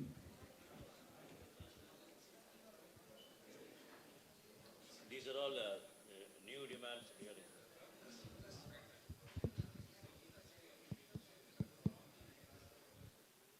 Regarding commutation and all, we will take up later. First of all, we will get what you are already entitled, number one. Secondly, milestone award, we will find out from the bank because I am not aware of it. Okay. Coming to what Comrade Rajshekhar was telling, regarding REMAs, it is not that we are averse to any legal recourse, that we are always keeping that option open. And what right I have to negotiate with the management and all, that's a different issue. I am negotiating and they are listening. And I am going and representing to the union and association because they are the welfare committee members and to say that you decide something. And in fact, some members individually filed some case also. I think he also filed, I think. You are not filed. Okay. Comrade CRC filed on consumer forum case. Okay. It's okay.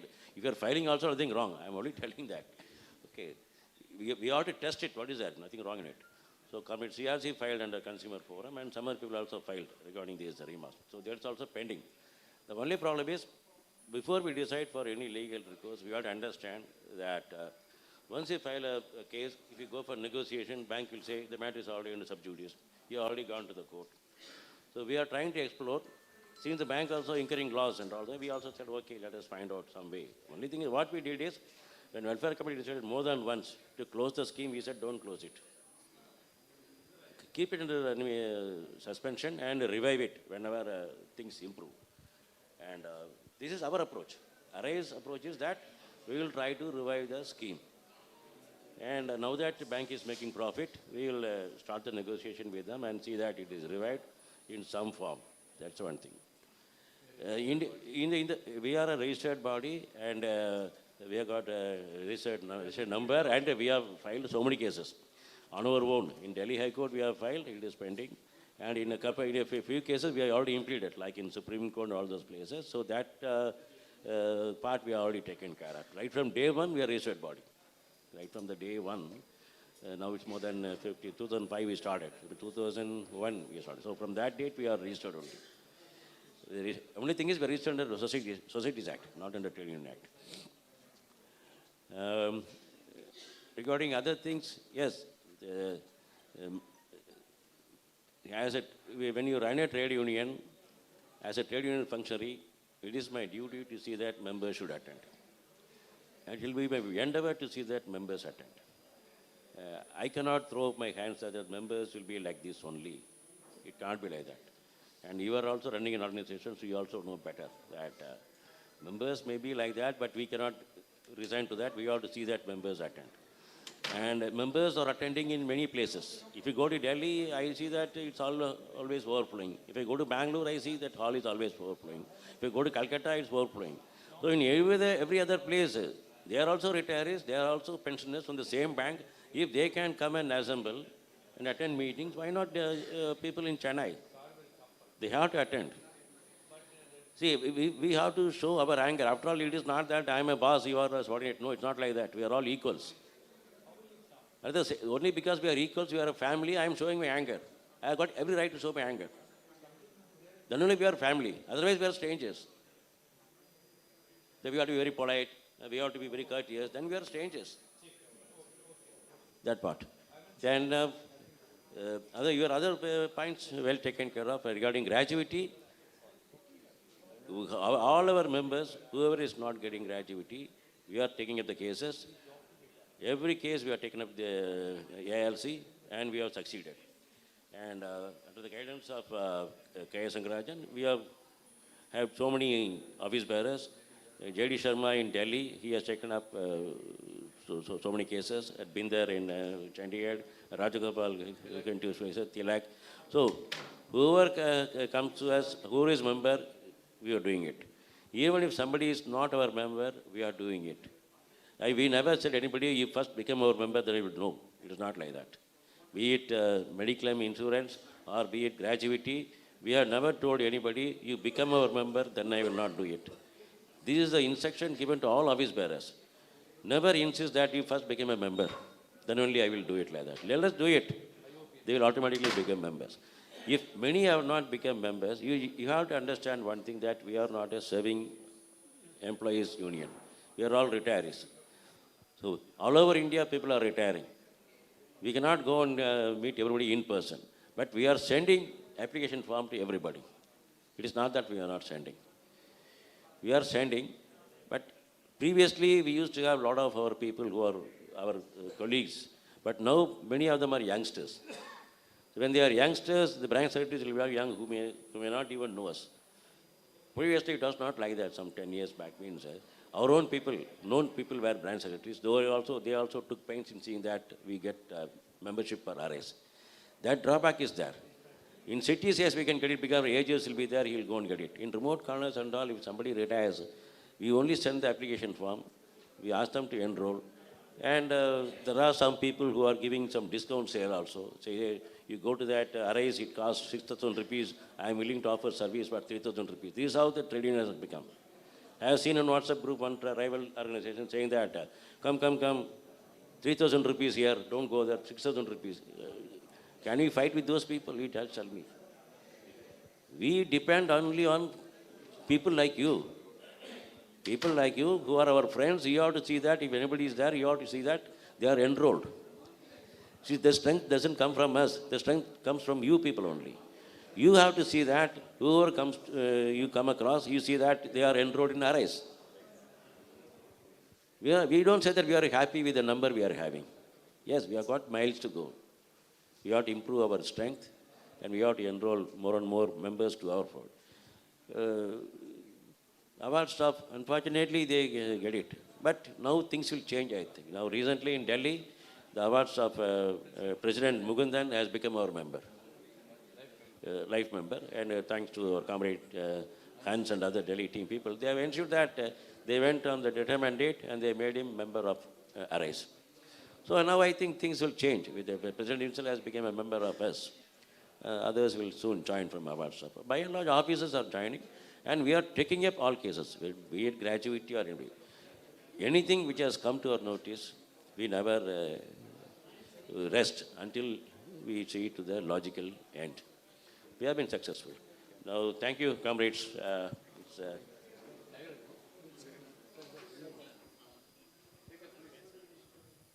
I now request Comrade N. Sekhar, Treasurer, to propose vote of thanks. Yes, sir. Leaders on the dais and my dear comrades, I think due to shortage of time, our leaders are to leave to Delhi. I think they must be at 2 o'clock, 2:30, and 2:30 they must be in the airport. So in view of that, I want to talk a lot, but I wanted to finish it off. I thank Comrade, first I must thank all of you for assembling here to hear the speech of our leaders. And of course, there are some hardships, traffic problem and all, but we are happy that you are assembled in a very good number. And I thank Comrade Acharya, whose relentless efforts in the advanced stage in spite of his health problem. And industry level, we know how Acharyaji's service is there. And next I come to Mr. Jerry Sharmaji. I thank you very much. Doctor among us, a specialist in many fields. In any field you go and see him, doctor will cure you. And Mr. Krishnan, our general manager, retired general manager, a comrade ever, because we used to call him comrade because right from the day, he is always attached to our union, association, and even today, he is taking care of the welfare of our retirees also. Thank you, sir. And then I thank Comrade Murli, our General Secretary and President of our AIBOC. Yesterday he came and he gave us a wonderful speech regarding the present situation. I thank him also. And then I thank Mr. Our Superman, you all know, our SPC Karunakaran. Because of our Irkirnala, we are very, very I mean, தைரியமாக இருக்கோம் நாங்கள் sir and mister KSR அவர் ராமானுஜம் மேத்தமெட்டிக்ஸ்க்கு Ramanujam calculation பண்ணுறதுலாம் அவர் is அவர் present Ramanujam and as already said by our leaders that today in the banking the industrial wise his calculations are still green in the minds of all the organizations. So I thank you, sir, for your efforts. And I thank our IOBOA officers, office bearers, office staff for helping us to run this show in a very good manner. And I thank our guest house staff for their all their help rendered to us to run this meeting in a very successful manner. I thank our audio system, Mr. Relegation, in giving a wonderful system. And Rajamani, of course, a photographer in our thing. And Chandrasekhar, our Indian Bank, Mr. Chandru, who spoke to you all of us in France, he was very clear, he was very soft, and he was very clear in his thing, and we thank him for coming down here and giving his views. And moreover,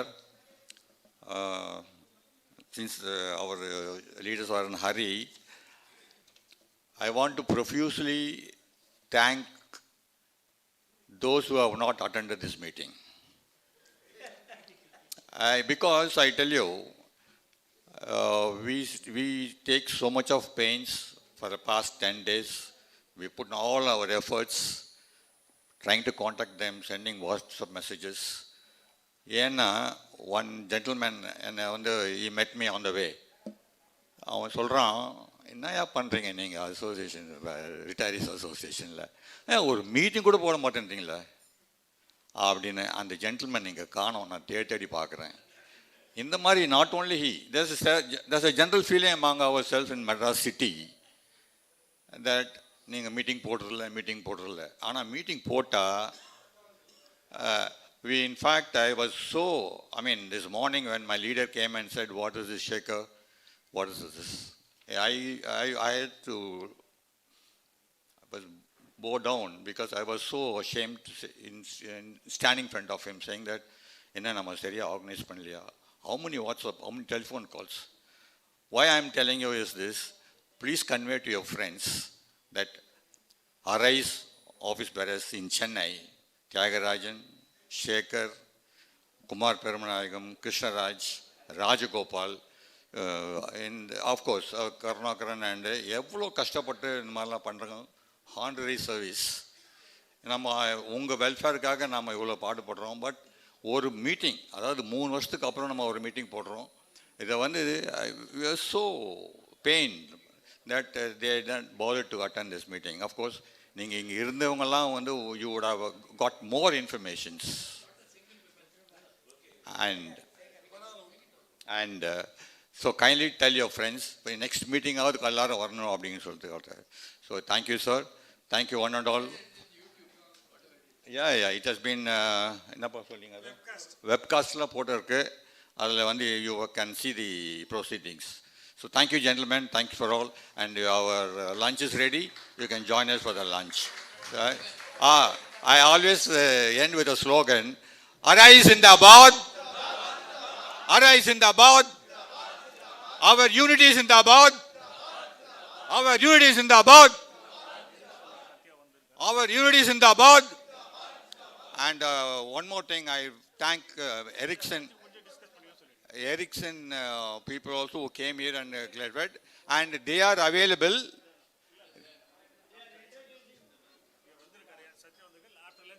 See, Mr. Ericsson representatives are here. Please, after lunch, whomsoever is having any particular doubt, please contact him. He is available now. Mr. Satya from Ericsson is available. Please have your lunch. Then leisurely you can discuss with them. Thank you, comrades. Thank you.